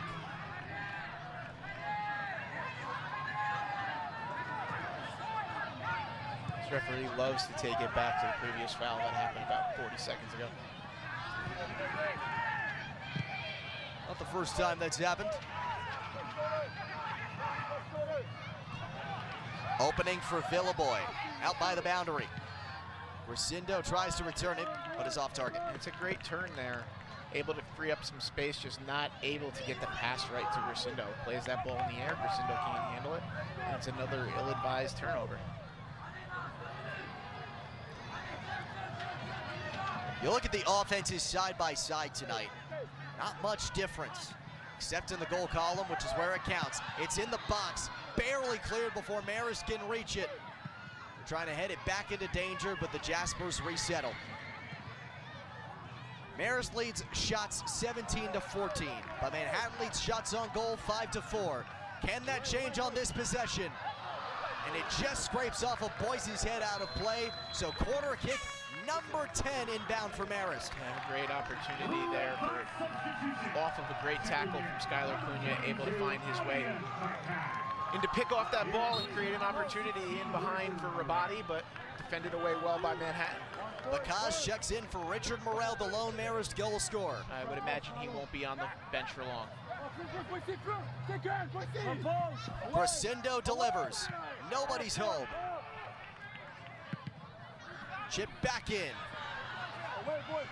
Out wide. Guianza forces Boyce to clear it into the seats. Another miscommunication between Marist players onto the attack. It's just that composure. It's just that ability to remain locked in the moment, and it's just too lax. It's too lackadaisical, and it creates another turnover. Just giving the ball away far too many times. Cunha tackled off. Sane will draw the call. Will not be a card. I actually thought that one was clean. I thought it was too. Looked like Sane got all ball, came through on the tackle, and Cunha just landed awkwardly as he went down hard. We'll see soon enough. It'll be a free kick for Marist as we take another look at that tackle.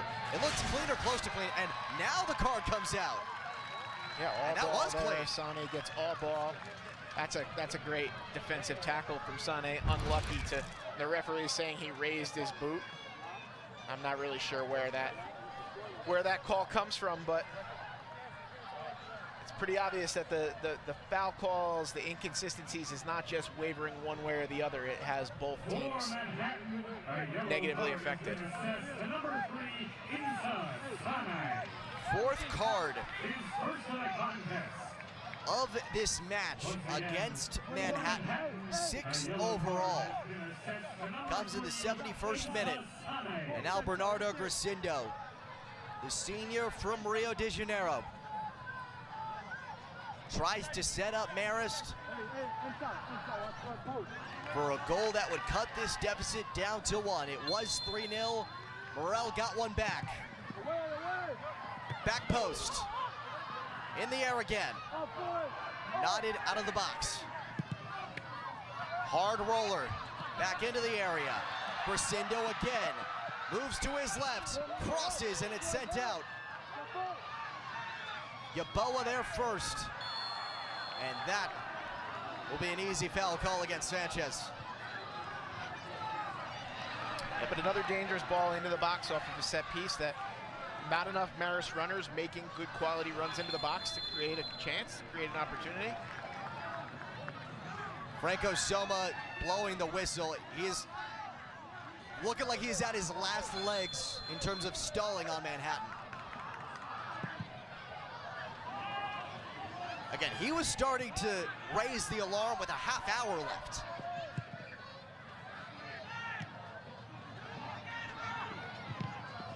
Red Foxes work the left. Villaboy's pass deflected out of play.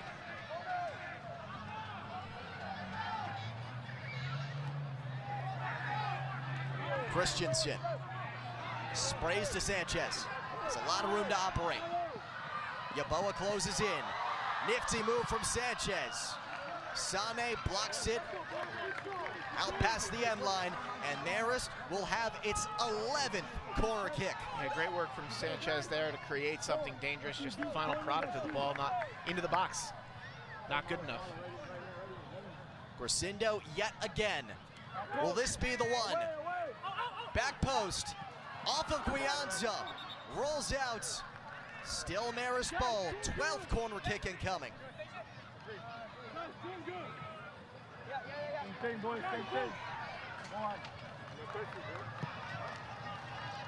Talk about earning opportunities. At an incredibly high clip.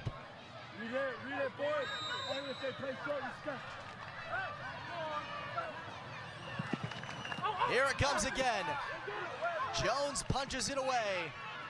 A lot of room to run. Studenhoff almost is off to the races. Another really good, dangerous ball into the box on a set piece. And maybe he is off to the races. He slips past Grisindo. Can he close out? He is tripped up. There's the call. It comes just outside the box. A relief for Marist, but that's against Grisindo. That is a tough break, and that did not look like a lot of leg-on-leg contact. Yeah, it didn't look like a lot there. We'll take a look on the replay. I'm surprised to see Studenhoff not booked for coming up and getting into the face of Grisindo here after the play. There's nothing in that. Grisindo gets the ball, it clips off the foot of Studenhoff and rolls right to Buffon. Again, another poorly officiated moment. That's not a foul.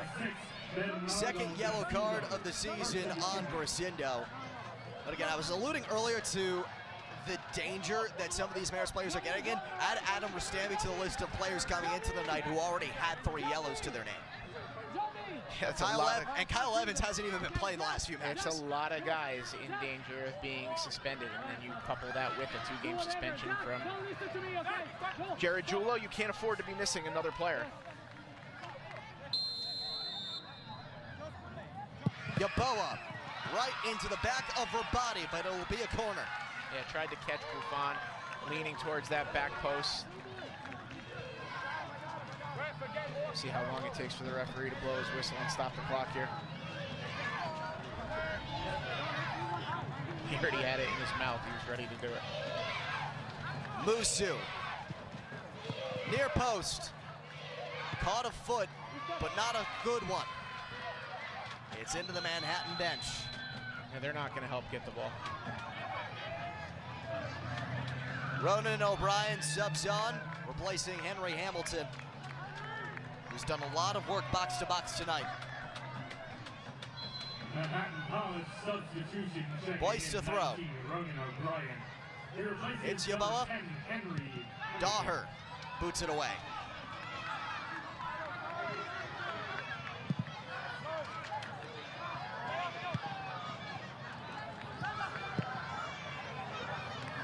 Musu has to chase it out wide. It is poked out off a Red Fox hand, or foot I should say.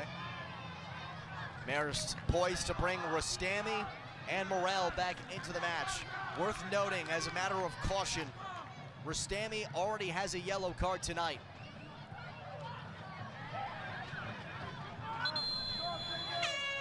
I mean, obviously you have to play with caution if you're on a yellow card, but you have no choice but to go after it in moments like this. So you have to put your best attacking players on the field. If you get to 5-6 minutes left in the game and you want to tuck it in and be done with it and get him off the field to make sure he doesn't get that second yellow card, then fine. But with 15 minutes to go, you have to take your chances and put your best players on the field and put them in opportunities to score goals. Throw misses it to target at first. Marist does resettle. Rustami to Villeboy. Surrounded at midfield. Harassed by O'Brien. Plenty of opportunities to play that ball backwards onto the foot of Joseph Daher and get out of danger, rather than keep it and try and spin off of your one defender on you.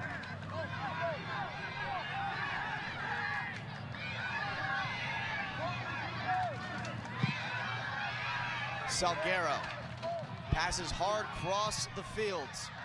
Too high for Morel. Yeboah tries to make something of it. Christensen chests it out of play. Yeboah leaves it for Boyce.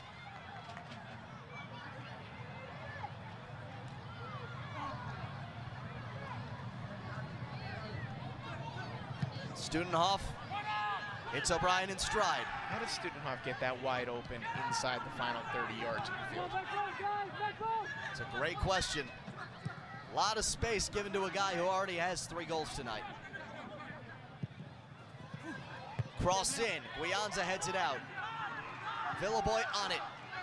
Marist trying to launch a rapid counter. That's a yellow card. And that's on Studenhoff. No hesitation. And that's his first of the year.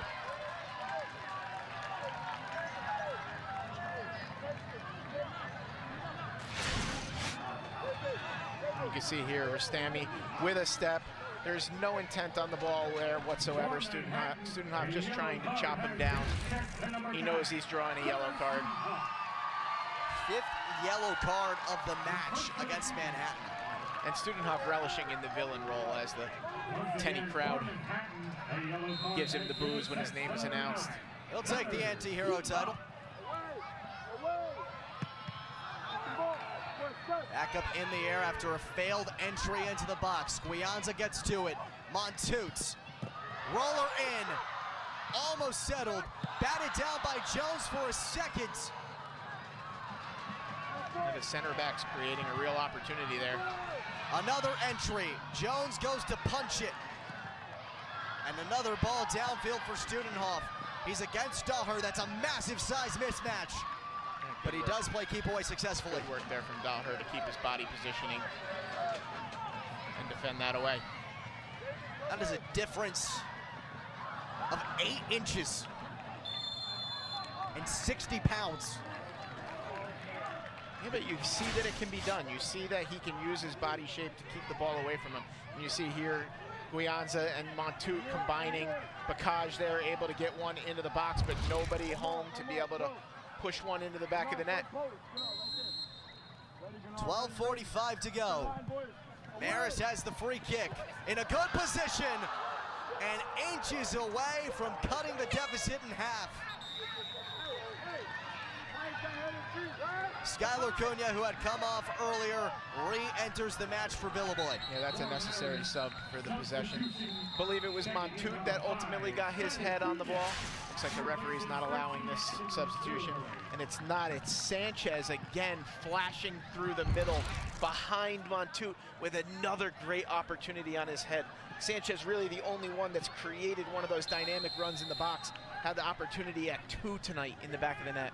Guianza with another look that almost wound up being his first college goal, but still none for him in a VCU or Marist uniform, and still a 2-goal lead for Manhattan in the closing minutes. Yeboah bested by Sanchez on the closeout. Daher into the middle.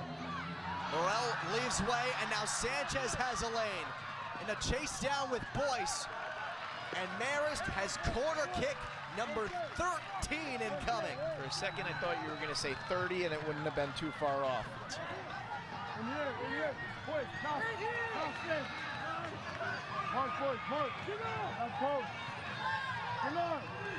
It's an embarrassment of riches. But Marist has yet to retrieve the treasure. At least on these set pieces. Daher gets it back. Daher catches a foot and sets up corner kick number 14 for Marist. This has to be the one here if you're the Red Foxes. 11 minutes to go. A good ball in from Adam Rastami here. Someone needs to find a way to put this in the back of the net. Rastami puts it in front. Studenhoff heads it away. Marist still on it in the box, and a foul gives it back to Manhattan. Yeah, it looks like it kicked up onto the right arm of Sanchez, maybe. Just not able to get his arm out of the way as it bounced up. Referee right there to spot it. Well, just as that one had to be the one, so did corner kicks number 9 through 13. Yeah, too many opportunities missed tonight. And with 10.5 to play, Manhattan comfortably in the driver's seat, even with Marist pressuring.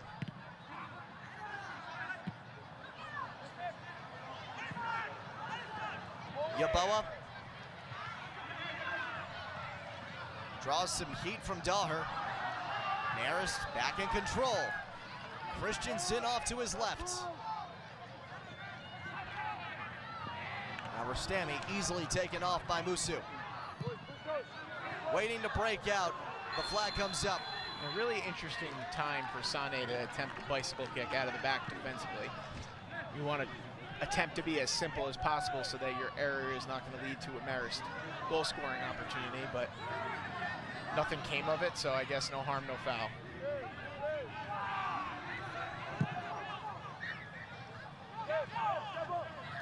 There have been plenty of fouls, but at least no Marist goal resulting of it.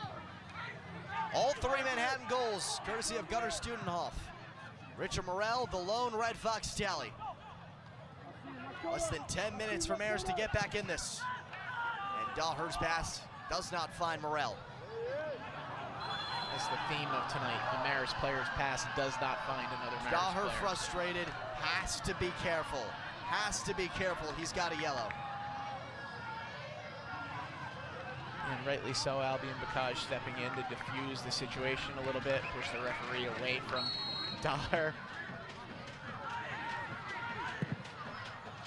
Just as a matter of keeping stock, the Marist players with yellow cards are Daher, Rastami, and Grisindo. Grisindo not on the pitch right now. For Manhattan, Jones, Yeboah, Dahan, Sane, and Studenhoff. Morel beaten to it. Daher trying to make something happen, heads collide. Boyce looks like he will dodge a booking, but slow to get up there. Not sure that he should have dodged the booking, but nonetheless, you can see Daher there, defended away, takes a head straight to the face from Boyce. Maybe not intentional, but nonetheless, he does head him in the face. So I would argue that just about every yellow card is unintentional. Well, here's Cunha in another big spot. 20 Marist shots, 5 on goal, only 1 through. This one in good position, but Studenhoff heads it away. And Marist forced to regroup. Rastami centralizes. He's just been all over the field tonight, Rastami. Closed out. And this could be dangerous, but it's passed back to Buffon before Musu can make anything of it.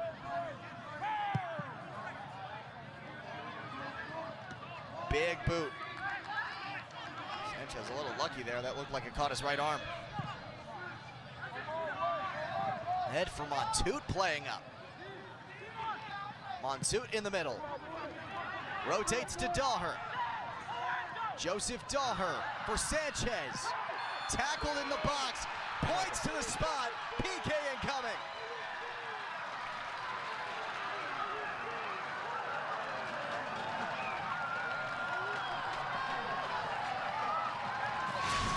And it's Sane on the tackle, just a little bit late. Does he get the ball? I don't know, rolls over the top of the ball, gets a lot of Nicky Sanchez.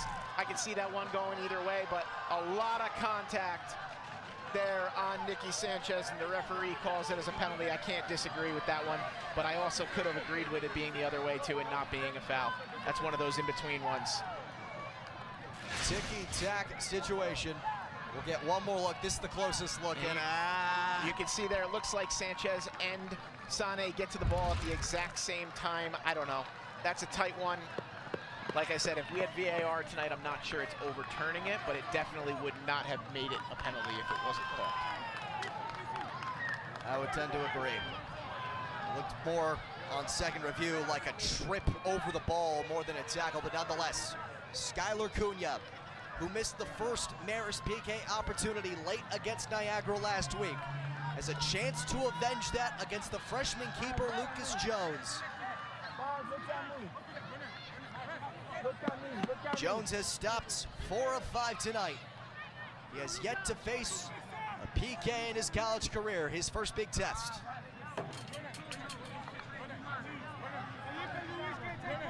A goal cuts this deficit in half. A save would be a massive deflation to the Red Foxes' hopes. Look at me, fire.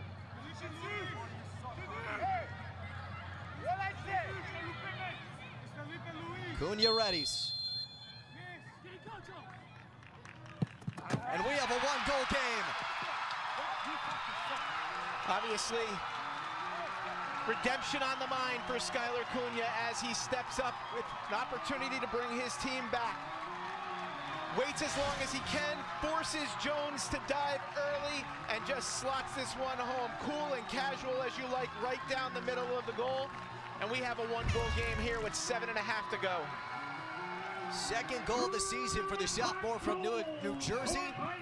And the first by way of the PK after missing last week, right on the money against Jones here on this Saturday night. I'll tell you what, if you're Manhattan, you're obviously not happy about the penalty call, but you should be ecstatic that Sane was not shown his second yellow card there on that foul. Could have gone either way. If the referee's deeming it to be a foul, he could be deeming it to be a yellow card as well and send him off. So negatives, but also positives if you're Manhattan to see out this final 7.5 minutes, because a 3-2 lead with your entire squad is a lot more manageable than a 3-2 lead down a man.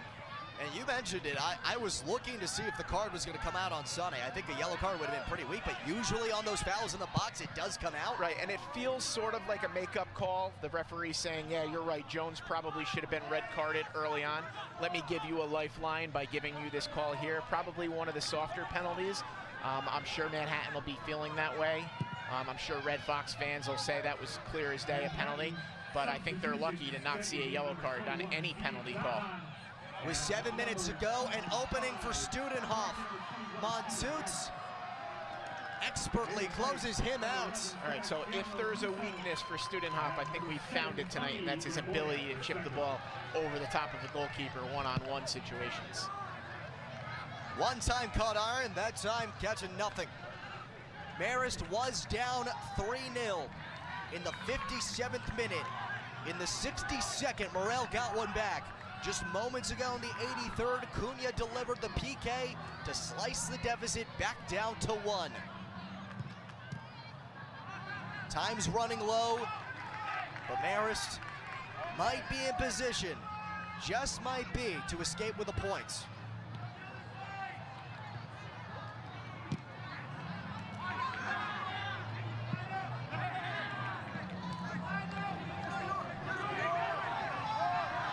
Rolled out to Montoots. Sanchez.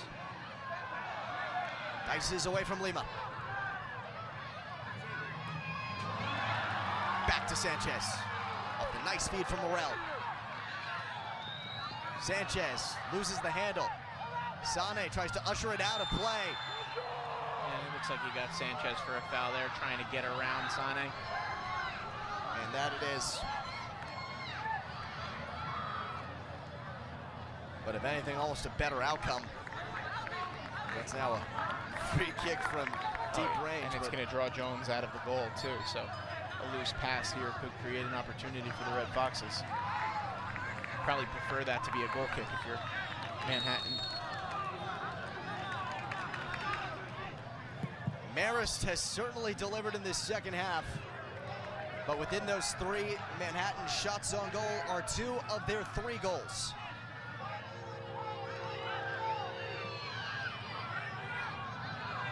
Again. an embarrassment of riches in terms of opportunities. Yeah, and you have to wonder if you're the Red Foxes and you don't shut down after that second goal and give up the third right away. If you're here in this moment looking to go win the game rather than looking for an equalizer. Red Foxes have a lot of energy to them. Rustami through the middle. Falls to Christensen. Morel is open in the box. He fires. Did Jones touch it? No, he did not.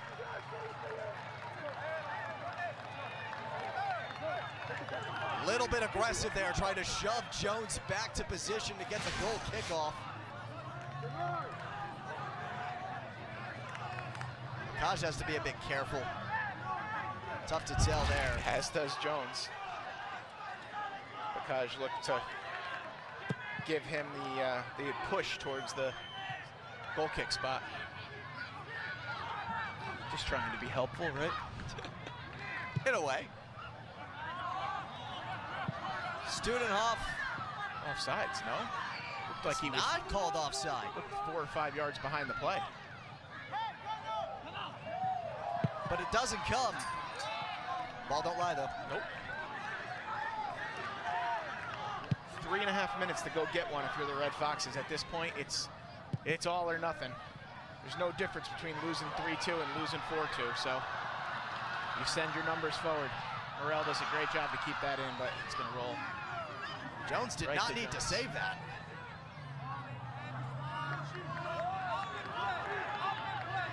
Now he does. 3 minutes left. Just a little game management lesson there for Jones. If you let that ball go rolling out of bounds, you probably kill another 15, 20 seconds on the game, but inexperienced, and those moments sometimes come with age. A real test here tonight. He had to face a flurry, but he has bested many of the strong Marist chances.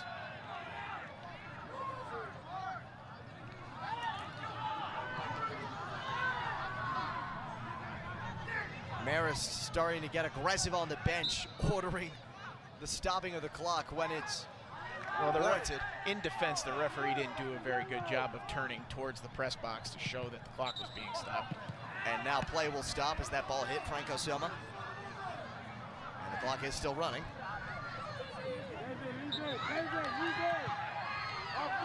Rotated back. Guianza.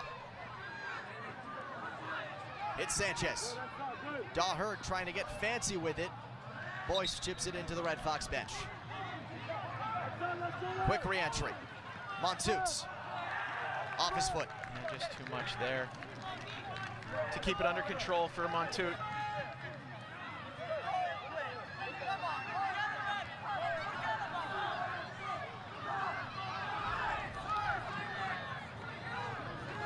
Well, Jones, as long as he can hold on for these final 90 seconds and change, will skip a very happy man with his first college win in his pocket. He's towing a very dangerous line with moving the ball to the other side of the field. He's onside.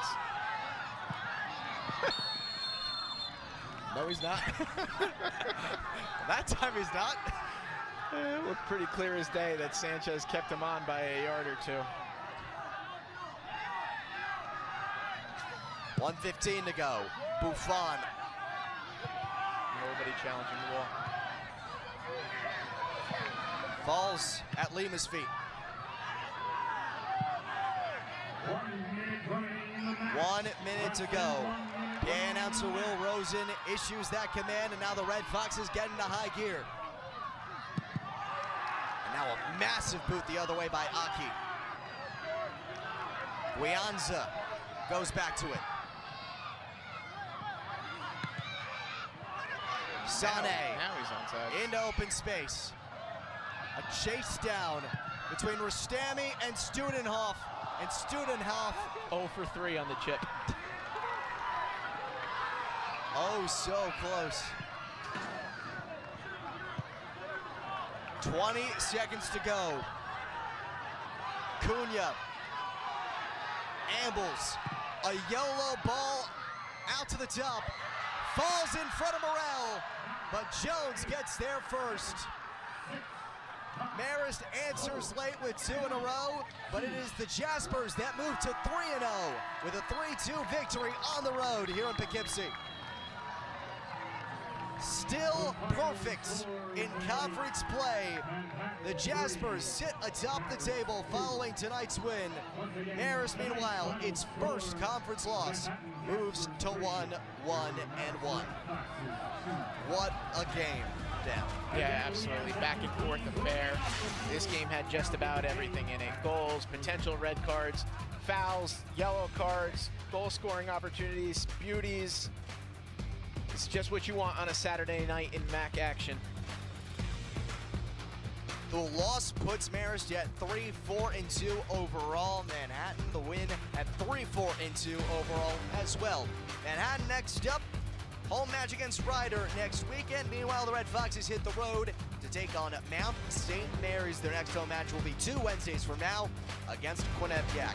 So for my partner Dan Hoffe and our entire crew here on the campus of Marist College, I'm Brandon Ross saying so long for now from Teddy Stadium.